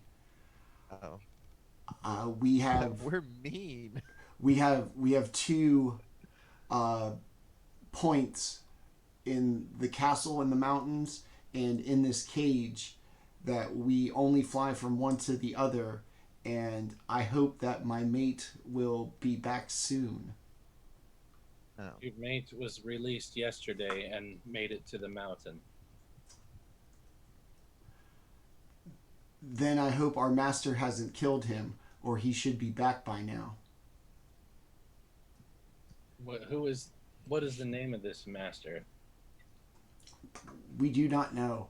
He comes from underground and works in a fortress in the mountains with a large stone and something about summoning. I don't like that. Nope. What I'm else? just like, you should ask it if it's if if if this cage and if someone else would be able to find out where we are from it. All right. Is the druid tracking you? It cannot track me. I come to the bait, and it turns its head, and there's this little like spot of oil on the inside of the cage. We come to and from these. There's a cage in the mountains, and then this one. We do our best to just find the other place so that we may be together. Well, reach over and sniff at that oil spot. You smell it? It Is is it magical? it is how I know where my mate is. Like most animals do. It flicks its tongue at you, just kind of little. Hmm. Well, I mean, now, well, do we leave We the keep cage it. here? No, we might as well keep it. That's the thing. It's Oh. if we can't be like, discerned from, there's no sense in just kind of like breaking the cage and just letting her into the wild, because No, then well, no, Well, more just we like got if places to like go. we followed the lizard to that fortress thing, that tower. Snake. Yeah. So like, there's no reason somebody couldn't do the reverse. You know, if the snake is coming back to they're us, imagine like homing pigeons. It's not like yeah, they yeah. have a wire attached to the homing pigeon, and they're No, gonna but follow the wire back. no, I mean, you can follow animals; they're not invisible. No, And but at the and same Jaatuuli time, used magic or his own innate abilities to be able to see what the lizard saw. That could work in reverse, right? Like, if it's a druid, they probably have some capabilities of seeing animals or seeing where they are or following them or even controlling them. If they have a totemic barbarian, they can do what I do. Right, exactly. So who knows, right? Like, that's all I'm saying is like, uh, if we hold on to this, we're possibly being tracked. I mean, at the very Okay, least, wolves are tracking us. I say we set her free and throw the cage as far as I can. Well, maybe you should ask if that's like, if that's good for it, like, or is it gonna get lost or something like that. Now I care about the little snake thing. Yeah. I'm like, oh no, we stole its home. Kelroth, you are soft. I am. Listen. Yeah, why don't you ask the thing? What All it right, wants? listen, Snake. What is it that you want? Do you want to go free, or do you want to remain with your cage? I want my mate to return, so that we can be together. Okay, well, I'm going to hang your cage on this rock. And when your mate gets back, you can be together, but we're no longer taking you with us. the cage is still attached to me, so y'all haven't touched shit. No offense to y'all or anything like that, but y'all. I got really good claws and pinchy fingers. It says thank you for your consideration. Yeah, it said thank you, guys. Don't worry. It's not something she doesn't want. Okay. I'm gonna turn to the barbarians. I'm gonna ask them. We're looking for like a boat. There's like a shipwreck or a boat or something. Have you seen it? Yes, it lies. They look around, kind of look up at the stars, get a little bit of their bearing. About 2 hours due west of here. Okay. When you start seeing the frozen bodies, you'll know you're getting close. Frozen bodies? Yes. Many have tried to find the contents of this boat. Something large and powerful has wanted it more. Oh. Alrighty. Well, we're gonna go investigate this boat and try not to become a frozen body. We wish you luck, unless you are intending to come with us. No, we must track this druid in the hopes of freeing the wildlife of the Dale from his reach. Noble. That is noble. Well, And yet you're gonna leave a cold-blooded creature in the cold. I mean, it lives here. I'm cold-blooded. Yeah, he's cold-blooded. I don't think that snake worships the same dragon you do, there, buddy. Remember, we took this thing out of a warm household into the wild. The house that we took it from had all of the fires put out. It was a cold house because it was an Arl worshiper. No, that's the other house. We No, took it this was- out of the tavern. Yeah, there wasn't any fire At the burning. tavern, there was no fire, there was no warmth. It was a cold building because don't you remember everyone in the building was shivering Yeah, because but it they took doesn't. Your concern for the snake is both touching and obnoxious. Listen, I've put the snake behind me now. I just think it's dangerous to keep it with us if some I druid feel or y'all's something is concern using it. with who should live and who should die and who should be watched and who should not be watched is very, very confusing to me. Well, you seem to be the chooser of things that die and live, since you just do that. I'm just saying the animal could be used to track us. I don't think we should keep it. That's all I said. I'm done. If nothing else, I think we should get going. I mean, if this wolf thing is following us, it's not made its presence known now. Yeah, we have a boat to investigate. Yeah. Let's just let's do whatever you want, Mom. No, yeah, y'all haven't been doing anything. Fucking, y'all continue going on. You gonna take the birds? You gonna take the snakes? No, let's just smash the crate. Let the fucking snake go. Fuck it. Let's do whatever. All right. I So- mean, we weren't gonna smash the crate unless That's you what are. he does what he just said. He's gonna throw it out into the wild. What do you think's gonna happen when it hits the Well, ground? that Do you was think a- it's just gonna magically he was gonna stay in put a? it on. He was gonna put it out there so that his mate could come back to it and He like, literally leave it as said, a "I'm nest." gonna hurl this as far as I can." Yeah, but that was before I knew that she needed the crate to be tracked from her mate, so I Right. was going to leave it intact. Okay, so just drop did- it on the ground, and then we'll just see you later, snake. Toodles. I'm confused as to why you're so invested in this. I snake just thing. y'all's choices really confound me. That's all Baldr's gonna just say. Is All right. Very strange. So the Okay. Well, the- I mean, I don't have the snake cage or the snake, and I'm not talking to it. Yeah. So And I'm whatever you guys decide to do with it. not taking it out of your hands if you want. no, y'all are apparently gonna like surround me and go. We need to let the snake go. So that's No, but none of us the way I was said feeling we were right doing there. that. Our characters didn't do that. None of us. We were just talking about the snake. So yeah, you want to keep none him? of that Keep him. happened. You want to keep No, him? Keep him? that's fine. We can let it go. Let it into the wild. Drop it. All right. So snakes, you open the cage. She stays where she On. is.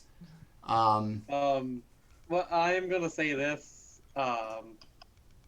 Orryn is going to use the Tinker racial feat for our rock gnomes to make a little fire starter um, to provide the snake heat if we leave it. I don't care what we do, but if we leave it, I'm gonna make it a little like campfire with a little fire starter. Alright. So you leave it, cage open, little fire for it. The reghead kind of head back out into the tundra as a wolf howls. And as they walk off, you hear them talking about smashing drow skulls and drinking to their ancestors as they kind of go off chanting back into the darkness. Those guys know how to party. They're outside all the time, though, man. God. Sound like they know how to party.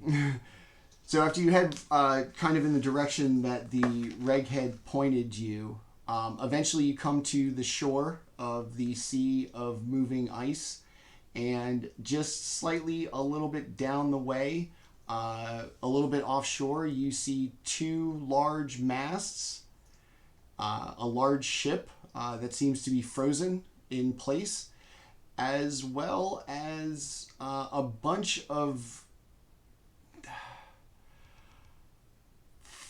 frozen debris, I want to say, kind of on top of the ice between where the shore is and where the boat is. Instead of just being like flat surface, there are these kind of irregular frozen shapes sticking out of the ground. Okay. Is there any like torchlight or Uh, living things in the area? You hear or you see the moonlight is about the only light, and the wolf howling is still pretty far behind you. It might not even be the same wolf that was following you. And there does appear to be kind of a sporadic like thud sound being made out towards the ship. Splattering. Is that like Someone- water? Like a sporadic, like kind of, it's not like rhythmic, like something, you know, like a machine or something. Okay. You just hear this kind of odd, like hollow thud every once in a while. Like water beating against something. Could be, but it's definitely coming from like the direction of the boat, and it's probably about 500, 600 feet off shore. Is someone attempting to breach the ice? It doesn't look like it. Everything appears to be one contiguous sheet of ice from the shore out to the boat, except for these odd, like I said, like frozen things that you're not really sure what they are sticking out of the ground. Okay. Is there a safe place here that we could like hitch up our axe beaks if we're gonna? Because I don't know if we want to take them onto the ice. There looks like, I guess, a piece of driftwood or something from before the sea froze, sitting pretty close to the shore. Okay. I just imply to the group that maybe we should hitch up the axe beaks if we're going to continue on from here. This is like a safe distance away, and like they'll be able to fend for themselves, and then we won't have to like risk bringing them onto the ice. All right. Time up. Head out to the ice. As you, I'm not gonna tie mine up. you're not. Mine's not gonna be tied up. It's just gonna. Do kinda they be need to be tied up? with the rest of them? No. They're like really well trained, right? Yeah, they're like. I mean, they're like chickens. They'll wander off, but they'll. I mean, they won't drift. They won't just like fuck off. They'll move a little bit, probably. And Kessel said that they like if we called them, they'd come to us, right? But Yes. at the same time, Yeah. you don't want to tie down the goat in the fucking T-Rex pen. Yeah. we know there's wolves around, Like, so- and they're like big, tough, wild animals. I'm sure they can fend for themselves. We'll just kind of like set them up in an area so they're like, and then like just be like, oh, stay here, like I don't know. Okay. Wait. They'll. Stay. Wait, Jaatuuli can talk to them. Tell them we'll be back. We're going to go investigate. I burnt Oh, my you need to long rest again. Okay. Okay, Well, so Yeah. they'll basically like kind of group Yeah, up yeah, yeah. with each other as you make your way out from the shore. I give them some nice pats. Like we'll be right back. I was like, we always go over this, whatever the sound an axe beak makes, cause. Yeah, sure, that's fine. Whatever sound birds make. And you guys head out onto the ice. It's covered in snow. The boat, as it gets closer, looks pretty damaged. The ice. Do I see the bodies that the barbarians talked about? As you walk a little further in the big blocks of ice, are the bodies of what look to be similarly dressed humanoids. Okay. When we get to one, can I like check one of them? Like what the first time we see? Like I want to like, do I recognize?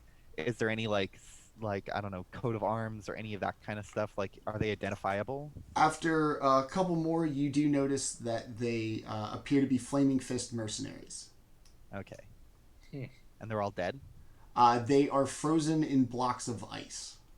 Oh, like standing up, like frozen, like statuette. Demolition Man. Pompeii, but ice. Oh. So, okay. Does it look like they were damaged, or does it just look like they were all of a sudden frozen?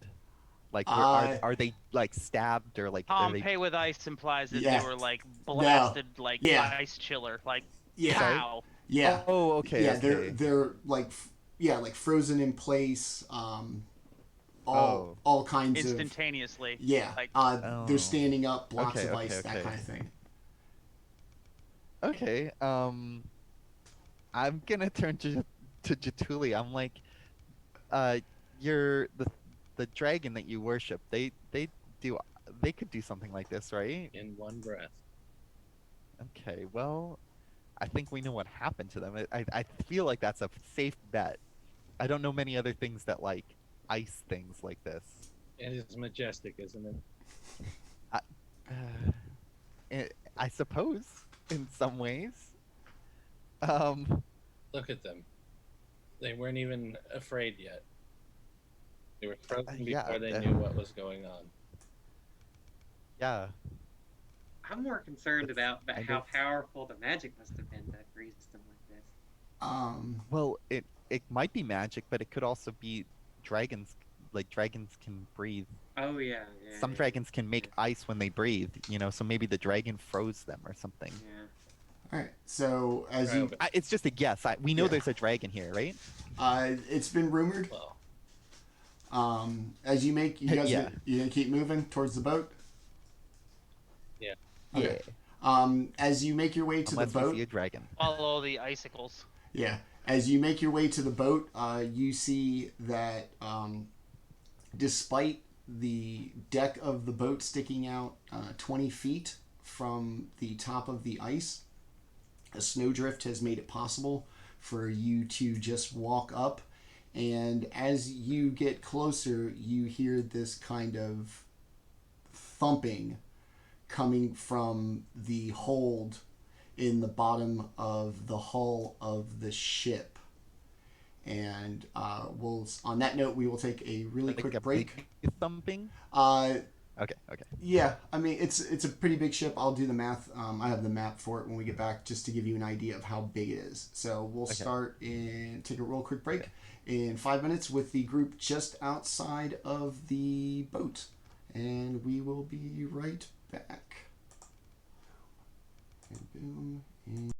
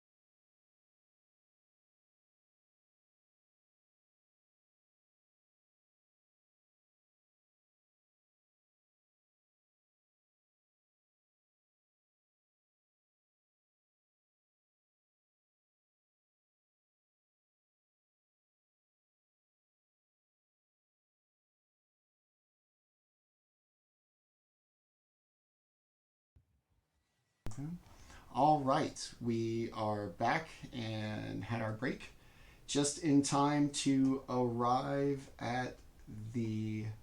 Hold on, I got a dope image of it. Cool. Boom. So up on stream, you will see the Dark Duchess, a wealthy merchant's ship who's rumored to have been used to try to smuggle out a ton of treasure right as the curse set in. As you... all right, so we'll put you still on the ice, standing outside. So in the hall, more or less directly in front of you, but separated by the hull of the boat, you hear something kind of rattling. Rattling's not a good word. Kind of thumping around in there. And like a growling sound to it as well. Like a big something? Not too big. Okay. Not bigger than Jaatuuli. If anything, it's Okay. it's humanoid size. It's average humanoid size or smaller. Very little is bigger than Jaatuuli. Oh man, those Goliaths. So yeah, and then in front of you, you're going to see a snowdrift that has blown kind of up the side to allow you easy access to the top deck of the boat. I Okay. could make an easy way in right now. Oh. Tell me of the easy way. And I just kind of like walk up to the side of the boat, and I want to solid connect with it. The dry wood kind of cracks and splinters. The plank gave a little bit, not the supports of the boat. And as you do this, the whatever's inside becomes even more agitated and makes its way to basically right where you struck the hull, and you hear a low guttural growling and almost a barking. See? Wasn't that easier? It definitely cleared up what may be in there. That's right. It- But Manny, that counts as a critical strike, Okay. as if I hit it with a ram. All right, so the board's still going to shatter. It's going to shatter now. The frame, not so much. And inside, you are going to see what appears to be a knoll. It's a stark white and silver. Its mouth is covered in blood, and it has two very large fangs, canine fangs, sticking out, brought to a very sharp point. And you can see it, and it's trying to like squeeze its head out of the hole in the plank. Does it look like totally wild? Like, is it like a month? Like, is there any degree of sentience, or is this thing trying to eat us? It is absolutely trying to eat you. Okay. And Just it's gotta make sure. yeah. It's mashing its head against the open kind of jagged wood, and it's scraping its face. It is hell bent on eating you alone. I'm just like, oh Jesus. See? Aren't Or D&D aren't you glad we know this now? I was like, Yeah. I feel, oh my god, I'm sure we could have assumed that there was some kind of, anyways, look, that, well, it can't get us, but it's there. We can, it's like, okay, well, Jaatuuli, its head's right there. Yeah. Is there a large enough spot I could put an arrow through there? You could put an arrow through there, yes. All right, I'll take my bow off my back and fire one right into its face. That's still. You're gonna hit it like square in the face. It's going to have a like vicious and violent reaction. And as you do, you see it kind of stagger back. Right where the arrow went into its face is going to start to like smolder, crackle, and burn. Huh? And it's going to scream in pain. The sound is going to be heard for probably miles in every direction. And as it just can't get its bearing, eventually its face is going to kind of turn to ash. And the whole thing is just going to slump dead in the hold of the ship. I just turned to Jaatuuli. I'm like, do you have magic arrows? No, that was only made of rock. Oh, Jesus. That was awful. Can we see into the hole? Like, can we see? Is it all burnt up? Its head definitely is. Starting kind of okay. this way out. It seems to have stopped. Basically, like a certain kind of radius away from where it was struck by the arrow. Okay. Well, All good the job, Jaatuuli. all the thumping and growling has now stopped, and all you kind of hear is just the wind of Icewind Dale. I just turn to the group. I'm just like, that was ridiculously effective. Should we? Now that it's all quiet, should we go onto the boat, take a look around? Let us continue. I Yeah, think we should. Yeah, that was okay. that was teamwork right there. That's some teamwork right there. I And was as there a- to comment. As on I it. walk up, you hear me go, the easy way. Yeah, that was Yeah. okay. Well, make a Knoll-sized head hole. He pokes his head through. We shoot him in the head with an arrow, and he burns up to little crisps. Sure. Yeah, all events I totally foresaw. Yeah. Okay. Well, all right. Uh, It's dead, so assumedly. as you make your way up to the top of the boat, we'll drop the map in stream. The map on the far left is going to be the top, the top level, middle, Yes. and then the bottom hold is where the knoll was. And you're going to recognize basically right where it says hold, that little corner of the hull is where Baldr punched through. And the knoll's going to be in that little small room right there. Okay. So, So like, in we're the coming back up part on of the ship. main deck. Main deck. The main deck. And then Okay. as you get up on the main deck, you'll see a giant hole in the floor that goes all the way down to the hold level. There are a set of stairs that you would use where they're not a hole in the floor. Nothing up on the top deck except basically the captain's wheel and most of the things that would look like they were needed to, operate the ship. On one of the rails, it does appear as if there are two large kind of packed down sections of snow, probably about 6 feet apart from each other, but probably close to 2 feet wide each section. Okay. Are there any bodies on the ship? There are more Flaming Fist Frozen guys. mercenaries. They all appear to be frozen in place, and at times there are very large sheets of ice that also kind of blend in from the frozen mercenary ice blocks on top of the on the ship's deck. Quick I'm gonna ask question. Oh, go ahead. Yeah.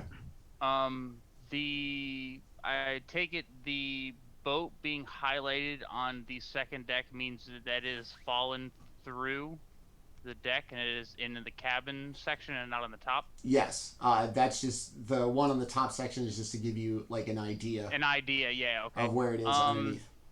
So there being nothing on the main deck, I kind of want to jump down through the hole towards that kind of like if because I would be like standing, like I would walk towards the front and see if there was anything in, and then seeing the hole, I would kind of like jump down in towards the boat. Okay. Oh, can I, I I just want to double check if I'm getting this right. So the main deck is like the upper portion on the bottom and the upper portion on the top, and then the cabins is the main floor where the hole is and all of these rooms, right? Like it's got some raised. Is that what I'm? Is Yeah, that what? Because that's what I so kind of see, the one right? the map on the far left is like the upper deck part of the boat, and Right, then right, right, down right. the cabins, and then everything else. They're Well, on the same floor as this, like they are underneath lifeboat. the upraised parts Got it. of. So the boat is going to be like that's actually in the middle section of the boat is actually like the top section outside. Right. If you go in through like the front of the boat where it raises up and those stairs are, those are cabins, and then the captain's cabin is in the back. Yeah, yeah. Um, this is a really probably I don't know if I can Kelroth kind of see what made the boat sink or like get here? Like, does there seem to be an obvious point of like damage or something outside of this big hole in the middle? Like, or could I kind of get it? Like, was it attacked by another ship or like a monster? If you look in the hole, you can see that there is no water on the floor. That would Okay. indicate that like the hull was breached in any kind of way. The side that you did see, it didn't look like anything had happened to the ship. It looks like it's probably just frozen in place in the ice. So it like ran aground almost, Or was ice breaking and didn't make it through. yeah, or didn't have an icebreaker, tried to get out and couldn't. It Okay. just appeared. Okay. You also don't see any anchors thrown okay. into the water. There's no ropes. Oh, so they knew they were stuck. Or yeah, they got stuck on the way. Didn't even try. But either way, they knew they were stuck, and they didn't even like it. There was no sense in. Yeah, there's no. It does not appear so far that there's any like crew or anything. So whoever was on this boat when it ran aground is no longer here. Okay. At least as far as you've seen. Once I get onto like the deck area, I want to check what would be like the captain's area underneath the like the what Yeah. do they call it? The wheel? Yeah. So, Helm. yeah. So, the cabin in the back, it appears to be obviously the captain's cabin. There is a skeleton sitting at a chair. There is a large pile of gold and jewels on the Ooh. table. Oh shit. I'll send you the math on that in a bit. Okay. Yeah, so there's a big pile of gold coins and jewels all on the table with a skeleton dressed probably you would consider as a naval captain, maybe. It's got the pointy hat. Sure. Just sitting there. I just opened the door. I'm just gonna be like, guys, there's a lot of like treasure and gold over here. Really? Let's go check it out. Yeah. So Or just like scutters in there. I'll move towards the front of the boat if Kelroth and Orryn are gonna search the back of the middle deck. Okay. If we're not gonna move to the bottom yet. All right, and Yeah. as you kind of go through the captain's cabin, you'll also notice a large empty treasure chest, probably where he got the pile of gold and jewels from when he dumped it out on the table. Okay. In the front, Is there go ahead. the captain is he just like a skeleton or is he like still fleshy? He's like, still is he it's still fleshy. like all frozen? Yeah. He's but, a Yeah. corpse. but he probably did. He didn't die of exposure, but his body has been exposed to the climate. Right. If that makes sense. Okay. Yeah. Is there any indication as to how he died? Like, The body looks Ooh. pretty sickly and thin. okay. You don't see any plates or anything else in the cabin except for him, his pile of gold, and the probably the chest he dragged it all in. I see. I see. I am very intuitive, and I pick up on what you're feeding me here. Right. Okay. Outside of the gold and the gems and stuff, is there any and the empty treasure chest? Is there like anything else? Like anything to look under or anything? No, it would just No? Okay. there's a naval chart that basically puts where you would roughly estimate you to be to Luskin, all charted along how they would get there, and yeah, Oh. that's it. Oh shoot.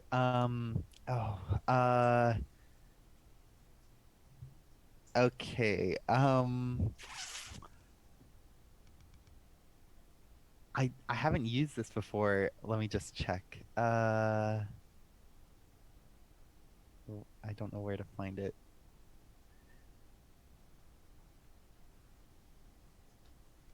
Oh, there. Okay, I have to click on it.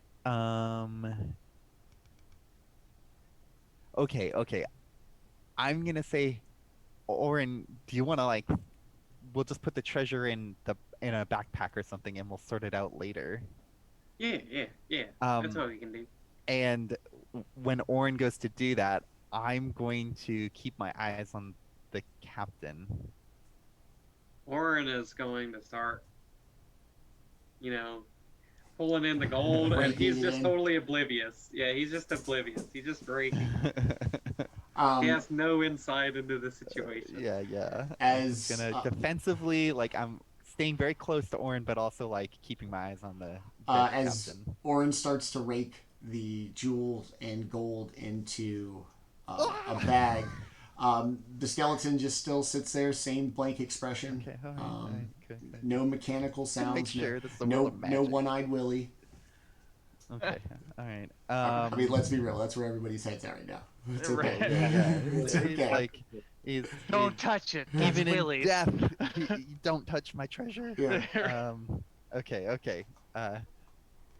Cool. Well, then, if he takes all the treasure, I think we're done here. And then, Okay. what are you guys doing? In the front cabins, one of them appears very small.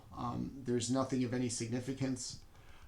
The one long kind of cabin on the left-hand side appears to be the ship's surgical room. There are some various vials and things kind of scattered about, some dirty sheets, and a bucket full of what appear to be surgical tools. Hmm. Not quite the blades Jaatuuli was hoping for. Useful still. Indeed. All right. How many like the vials do we like? How many of them on the? There are 3 of them.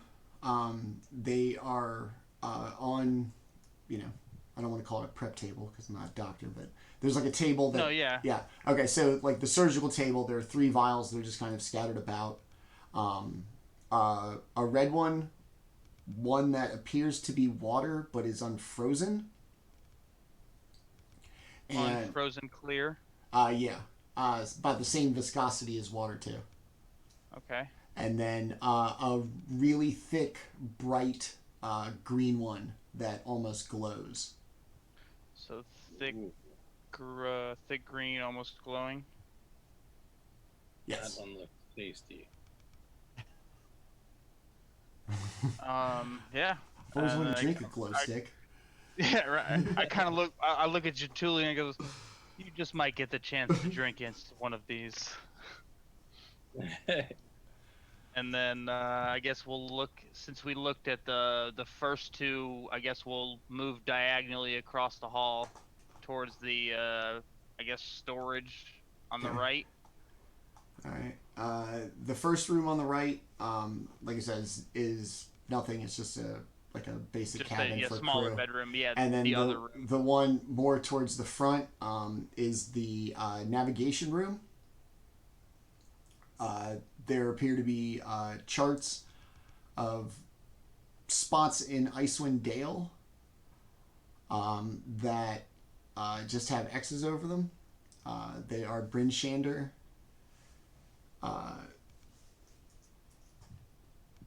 Bremen, and Lonelywood. Did they have X's? The map has X's on those places. On those 3 towns, yes. All right, so hold on. So you said Bremen. Yep. And then what were the other two? Shander. Bryn Shander and Lonelywood. Okay.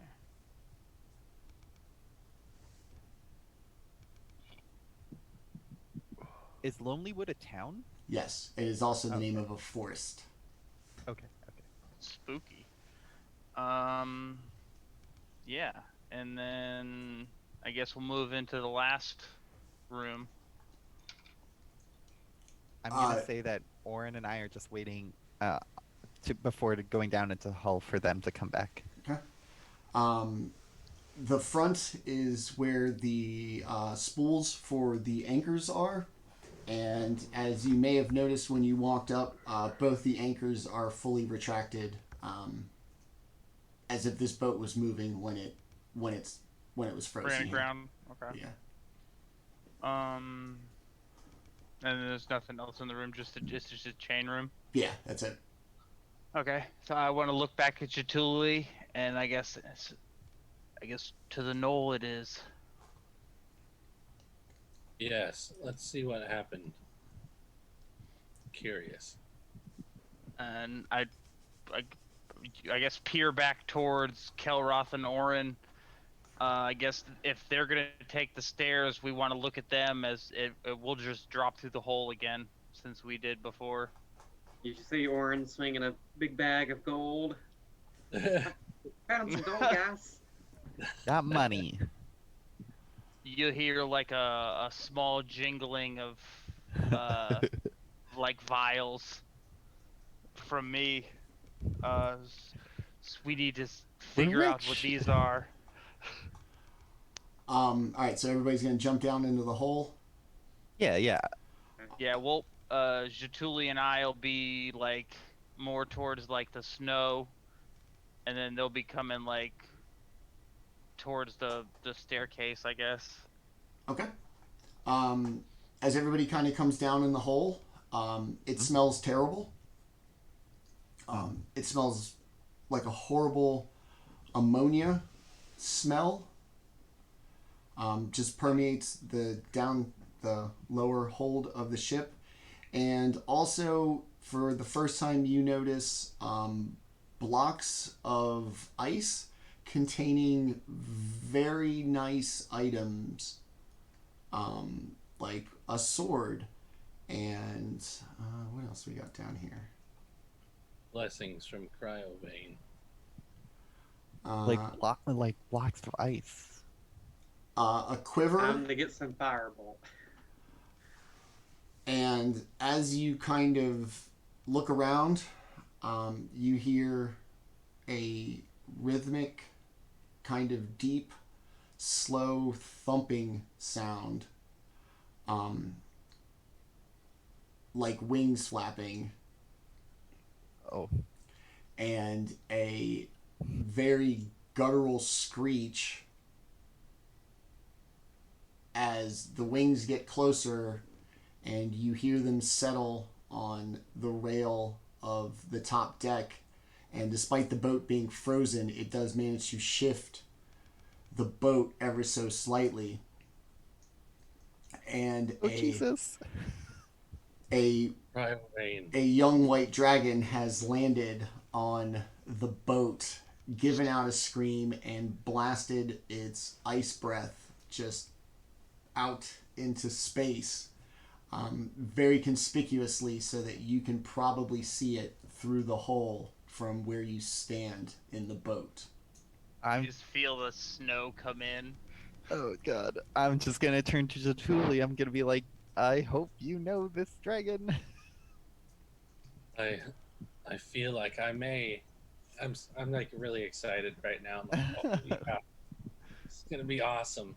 Who God. encroaches I am on the like horde of quaking in my Cryovane? boots. Hmm? Sorry. Who approaches the horde of Cryovane? I take my holy symbol off my neck and hold it up. I am Jaatuuli Lohikarme of the Vori village, worshipper of Cryovane. I am here. Are these not his blessings? Your tribe's connection to the great white hunter grows weak, Jaatuuli. Your people are being led astray. I would expect more of somebody of your tribe than the robbery of people beneath you. The lessers are meant to be taken from.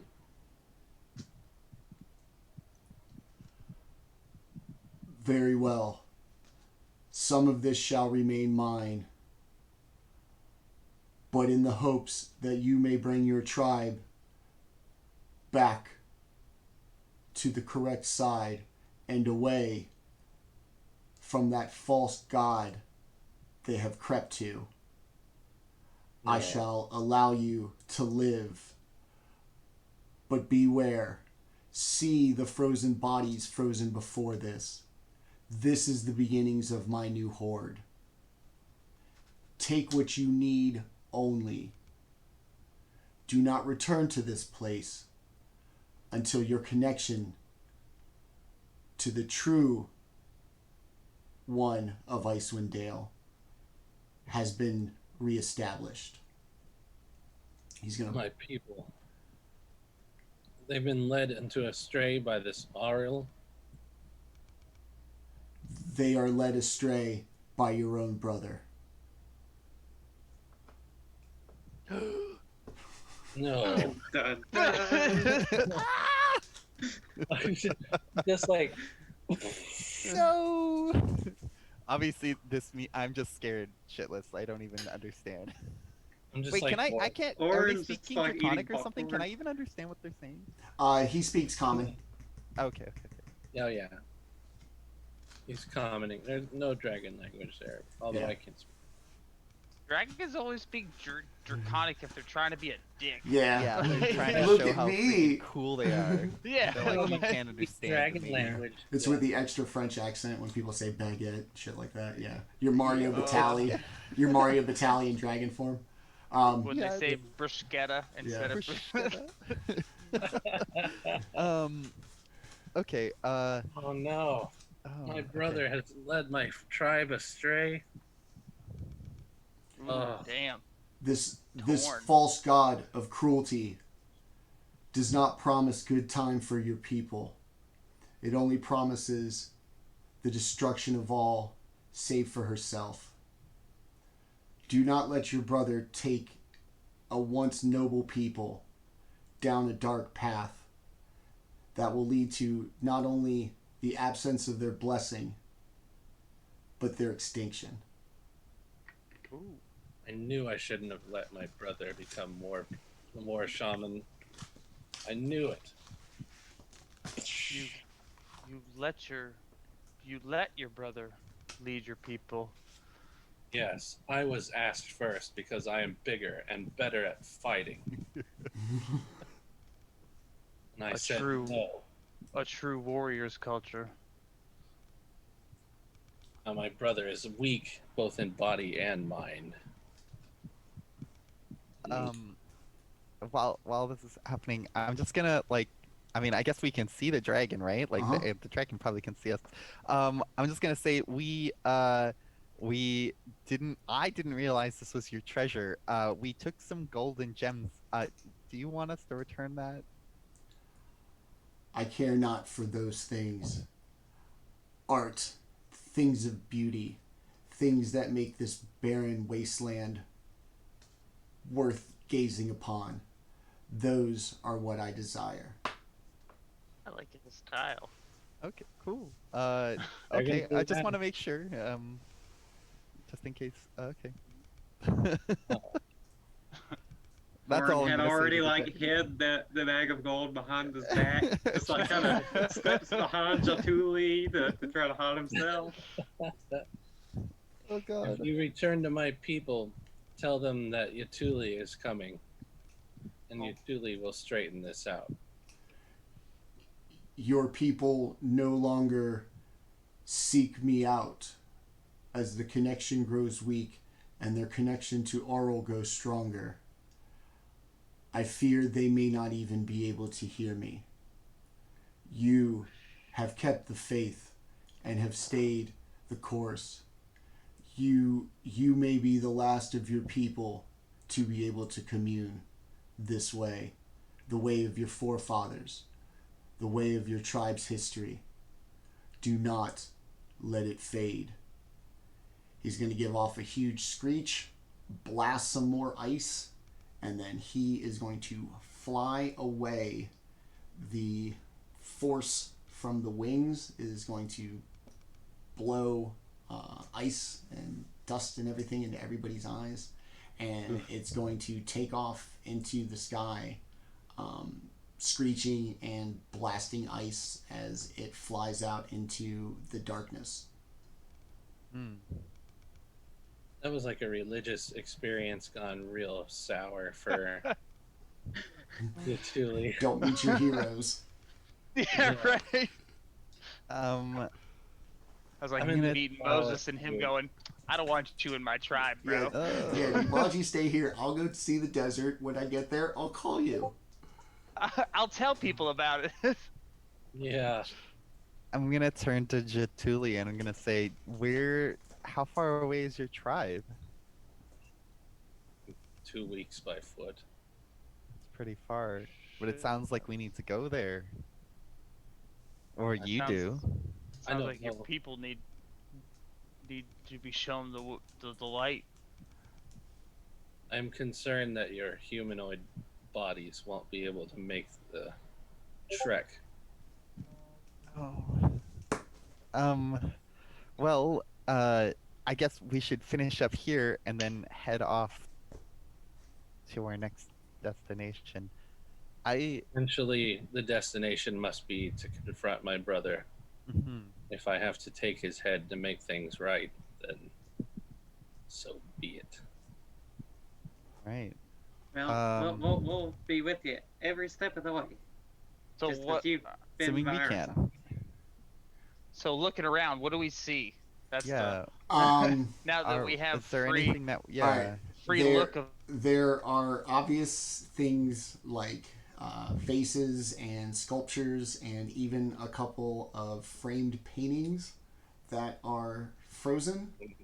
No touchy those. Yeah. In addition, there is all day 72 gold, 181 silver, 352 copper, Pennies. 2 pearls worth 100 gold each, Okay. 2 diamonds worth 100 gold each. Okay.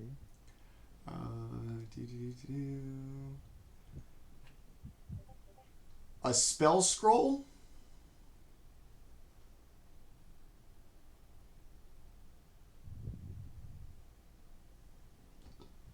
What spell does it have? Remove curse.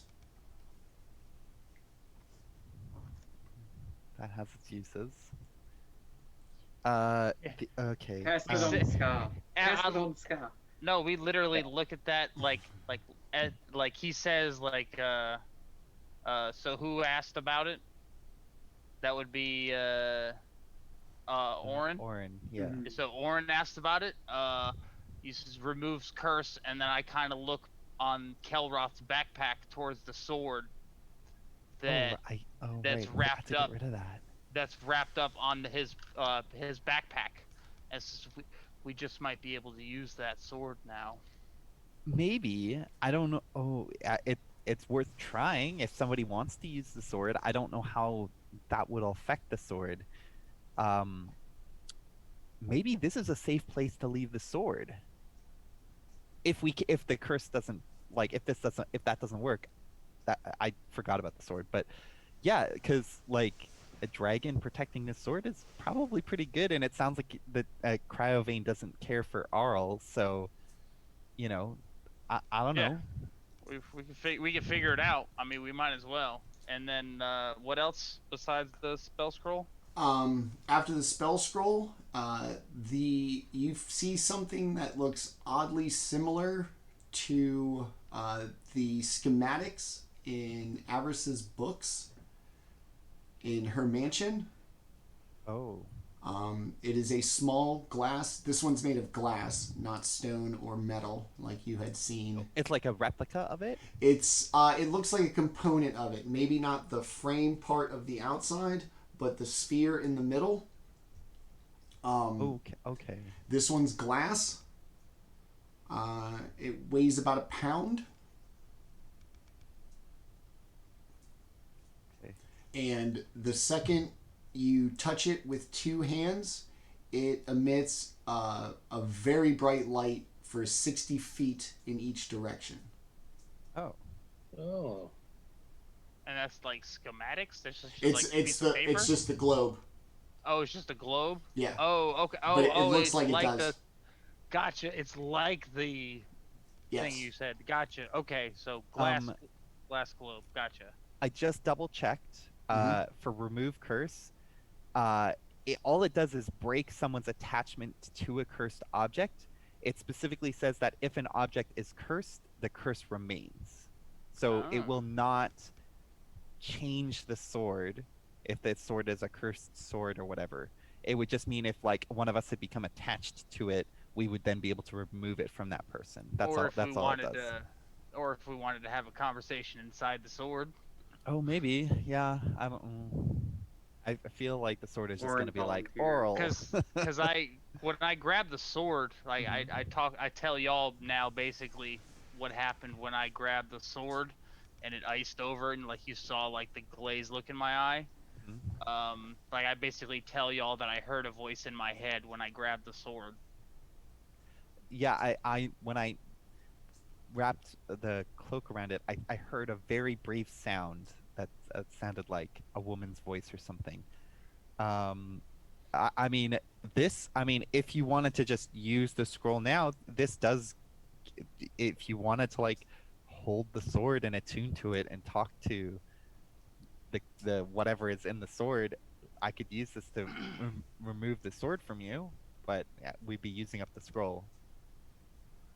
I mean, that's up to y'all. That's well, I mean, like, it might hurt you. It's if you want to talk to her like that. I mean, that's up to you. I'm fine getting hurt for the group. It's, information is more valuable than anything else right now. That's true. Of something from that witch will never come to good. I'm just pissed. I'm just super pissed. Oh no. Orryn reaches up to grab Jaatuuli's finger. It'll be okay. We'll take care of it. So what's the sword that was like encased in ice as well? Do we see that? Like that's it doesn't seem like he was inclined in like art. Can we like? Unless he thinks the sword is pretty or something. Like, is it like platinum and like jewel encrusted or it stuff? Is, it is silvered. Or it appears silvered. And has a couple of jewels on it. Silver is pricey, especially if it's made into a weapon. Silver is also useful, more useful than anything else. Is it art? Who knows? I mean, but Cryovane froze it in an ice block. I think that kind of implies that. But he Cryovane also wants to keep it. He also said that if we could use it, I mean, can anybody? Is it a great sword? Is it a long sword? It's a scimitar. I'd turn to Jaatuuli. I'd be like, what do you think? Yeah, this is all looking at like Jaatuuli, like yeah. Like, it's just a tiny blade. Fair enough. But if we want to use it, Cryovane has agreed to it. Okay. Does somebody here want to use a scimitar? Small blade. Also, like, how big is this ice block? Like, is it like Mario style, like just a big Yeah. friggin' Yeah, like big, big enough to probably keep it in 6 inches of ice. Oh, jeez. Smash it. It's easy to smash. I mean, fair yeah. enough. Or just Normally cast, there's like, big ice firebolt tongs. to Yeah. just kind of Yeah. Can I mean, Orryn and use- actually, we could smash it because it probably wouldn't damage the sword. The sword is Yeah. metal and. Let Jaatuuli open it if someone is going to swing it. All right. So you pick it up, you smash it down, the ice shatters into just a ton of pieces, and this very nice, like completely silvered, not just the blade, the entire thing is silvered with a cloudy ruby on the end. Just appears there, and now you see that it's very clearly silvered, and it's just a Well, silver is good Jaatuuli against touch it first. evil creatures. Let Jaatuuli touch it first. You touch it, nothing happens. It's cold as hell to the touch, obviously, but nothing. You're not possessed. You don't have to make a saving throw. You're good. All right, I stick it in the floor of the boat. Whoever wants to use it, go ahead. All right. In addition, you Said find there was a quiver. there is a quiver. Anyone else got a bow and arrow? 'Cause I got No. one. Yeah, that's a you thing. Yeah, all right, I'll smash the ice around it. All right.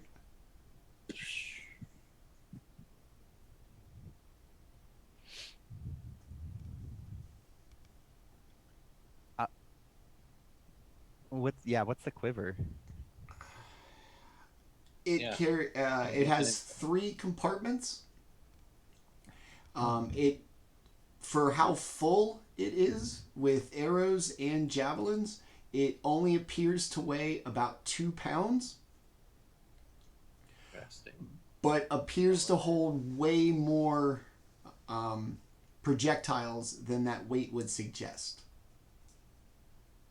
Well, does anyone It's full mind? of javelins as well. Yes. It actually holds arrows, javelins, and regular weapons. Orryn also Fancy pantsy. is while they're doing all this, Orryn will ritual cast detect magic to see if there's any magic items that isn't in clear sight. Okay. So I'll just be casting that as ritual, just kind of putting his What's little the machine radius together. on that? It is 30 feet? 60 yeah, feet. 30 feet, Yeah. but it lasts for 10 minutes, so he'll walk Move around. around. Yeah. All right. So while you're casting that, you find a couple more kind of odd trinkets. Where'd they go? Hold on. 7 garnets worth 100 gold each. 7. A scrimshaw figure with an archer.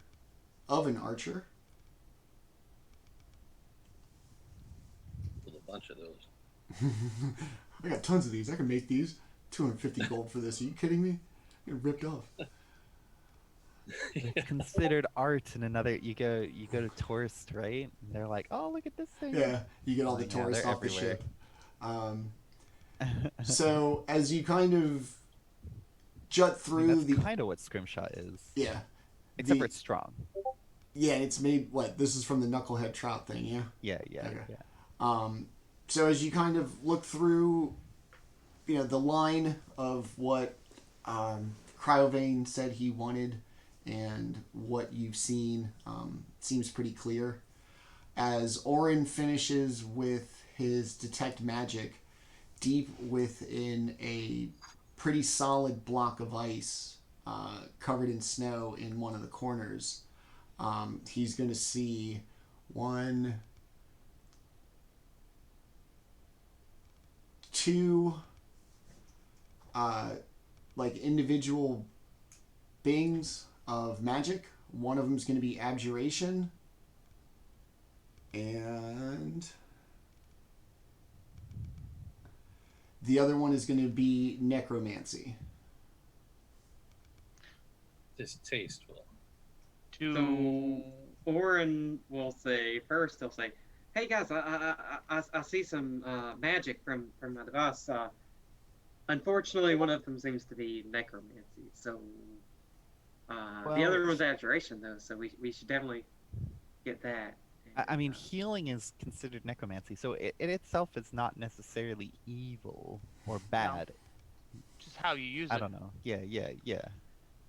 So we'll just have to see. Do any of us glow of magic or from any of the things that we have picked up? Oh yeah, what's the sword? I hold up the sword. The one from the speaker? Yeah. Yeah. It's going to give off evocation magic. That's probably the ice. That makes sense. Anyway, so hold it'll on. be worth finding out. Okay, hold on, real quick. In somebody's bag, there will be a glow of enchantment. Common. Would that be the ear? It would be? Ear. That I have that. Okay. Yeah. And then everybody is going to okay. get a glow of conjuration magic. Like all of us? All of you. Are we not us anymore? Are we not real? Everybody's gonna have a thing. We're clones. We're fakes. Everybody's gonna have a God. little thing in their bag about this big that's gonna glow. I think you got it from the goblins. Oh, one of those black gems? The little piece of brimstone. Did you guys all grab the brimstone? Oh, yeah. Yeah. Okay. Yeah. The little piece of brimstone is going to give off, what did I say, conjuration? Yeah. Yes, conjuration magic. Brimstone. I don't remember that. What goblins? The ones that had the polar bears? Yeah. No, yeah. Well, that's Yeah. that encounter. Oh, We I got don't it remember. from when I searched the little thing they were riding. Oh, the Okay. little war cart. Yeah. Yeah. Oh. It was big, but we killed it, so it's now a little war cart. Right. I'm gonna say it's still there too. Don't remember that. Oh. And then so I also had the stuff that I picked up off of the hag from the very beginning. What? Bag of teeth? The Nothing. scrap of red cloth, the bunch Nothing. of gray hair tied in a Nothing. ribbon, And the teeth, and nothing. then the teeth, nothing. All right. Yeah. And then the water skin of enchanting dust. I guess that's like enchanting magic as well. Yes. Okay. So that's glowing, and then the brimstone is glowing, Yes. and then I guess everything else that we okay. So Orryn will go sword- and Is the scimitar glowing? Yes. Yeah, it's whatever a +1 sword would. It's enchantment. I yeah, guess. I guess enchantment. Yeah. No, it's not anything else. Like Okay. yeah. It's just silver and it's just- +1. It's just a silvered +1 sword. Got it. I mean, Okay. Is there any other treasure? Oh wait, what are these two things? Yeah, let's pull those. transmutation. +1 is transmutation. Okay. So they're okay. they're frozen in like a solid block of ice, like in the corner. Yeah, like legitimately solid. They don't appear to be kind of encased in a regular like form that his art and a lot of the other stuff appears to be frozen in shape of. Just appears So to be, these might just have been here before. or maybe not frozen by cryovane. Orryn will look into the abjuration. Go towards the abjuration. Okay, that Are they one's like together? yeah, they're both frozen in the same block of ice. Okay. If it's what do you just see like a ping or like an outline of the You item? just see like a faint aura. Yeah, it'd be like a Yeah. if it was like glowing. Yeah. Basically, think of the object glowing. Okay, then the abjuration is going to appear to be almost like a shirt. And then the necromancy is going to appear to be a wand. Ooh. Fancy. So Jaatuuli. yeah, Orryn's gonna be like, Smash. just don't break the wand. Yeah. Here, I walk up to it and I'll do it this time, and then I hit it, and that's a critical strike as well, because Magic any fists. any physical attack from me, if I hit an object, it's considered a critical strike. All right, so Nice. it'll shatter like broken glass, and as the kind of shards of ice settle, you'll see a chainmail shirt that appears to be made of mithril. Ooh. And how can I describe this? A wand that looks like a set of vertebrae, all the way to a tiny skull on the end of it. That's like the shaft is the vertebrae, and then the head. It is an open skull, and it has two glowing eyes, and the mouth is glowing as well. It gives off a smell of sulfur, and now that it is free of its icy prison, it appears to become hot and start to melt the ice that it was around. And that's where we'll leave it for tonight. That's gross. Oh, yuck. I'm just gonna put that out there. That's I'm gross. gonna get this image in the Also, in the we'll stream. do this next time, but I think we should leave the sword here. In the stream. The sword is. I mean, I really. The only thing that I would, real quick, is the glass. Did the glass globe glow? Yes. Enchantment. Okay. Okay. Hey, So I guess just like I guess like figuring out with the glass globe and then the scrimshaw glow as So well. it's actually kind of No. cool. No. It's gross, but Oh shit, that's dope looking. Yeah. So that is the wand Wand. that came Okay. out of the ice. The other one is a mithril, like chainmail shirt. And then this wand that's glowing and pissed off and angry looking. All right, so enchantment. Yeah, I was like, so we ran into some people. We met some wolves. We talked to Jaatuuli's hero. Kind of His god. Yeah. Oh my god. I'm sorry that didn't go well. You've been gone went- from the Very, village for a very little while, man. Poorly. Oh, by the way, mithril doesn't have a strength requirement. That's right. Yeah, it's super light. Yeah. So Nor if does you it have a want, dex penalty. So. well, it's a heavy armor. Chainmail is heavy armor. It's a medium, isn't it? No, Oh, but is chain it a chain shirt. shirt or Or a chain mail? Chain shirt. Sorry. Okay. Oh, So- okay. oh, okay. Yeah. That's light. So. Still useful though, but Yeah. I mean, anyways. and like I said, man, it's a dragon's horde. They don't really kind of have a plan. They just steal shit because it's nice. Yeah, that's very dragon. All right. Anyone? Fought a dragon, stole some stuff. Jaatuuli got heartbroken. Everybody gets free stuff, and now there's this crazy looking wand that I'm sure will not be anything too dramatic to start next week's episode. Oh yeah, sure. All right, let's go around the horn and meet the actual people who are our players and not just their characters. We'll go back around from where we started, so we'll start with Landon. Tell us about Landon.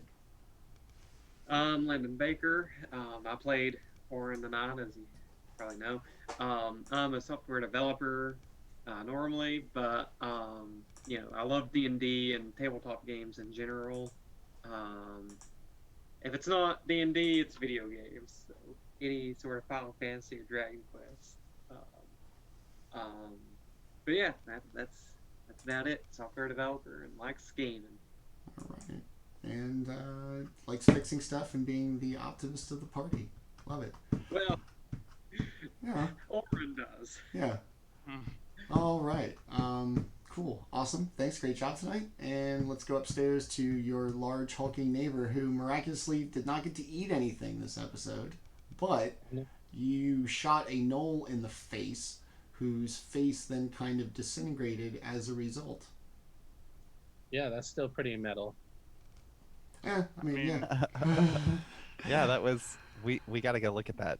Yeah. Write it down somewhere. All right, so I'll remember that. Go look at the back room. yeah. All right, so Tenta, tell us about Tenta. I'm Tenta. I play video games. I like combat sports. I like metal, and you can connect with me on Twitter at RipTentaSqueeze. We can talk about all those great things, and it was an honor and a pleasure to play in the game tonight. Thanks, buddy. It's always good to have you. All right, and Lewis, do Lewis. I'm Lewis. I'm chef by day, dad by night. So I mean, this is my free time right here. So I enjoy it. I enjoy playing with y'all, and I hope this continues. Yay. Yay. Yeah, all right. And let's finish up with Dustin. Tell us about Dustin. I'm Dustin. I love video games a lot. I've been playing them since I was like 6. And yeah, and I'm a bartender in a server. There you go. Nice. Hey, F&B life, buddy. Yeah. I live it. All right. As always, I am Manny, your host and dungeon master, at GrowedUpGeek on the social media. Thank you to everybody who came out tonight to check us out. If you like what we do here, please give us a follow on Twitter, Instagram, and most importantly, Twitch here. Keep up with everything we're doing. We're going to be growing, adding a second show here very soon that we're excited about, that we hope you'll check out. Always appreciate the support. Huge shout out to our players for, as always, being awesome tonight. Be sure to check in next Tuesday, 7 p.m. for another edition of Twilight Malediction. And until then, everybody have a good week, and we'll see you later. Goodbye. Goodbye. Hey.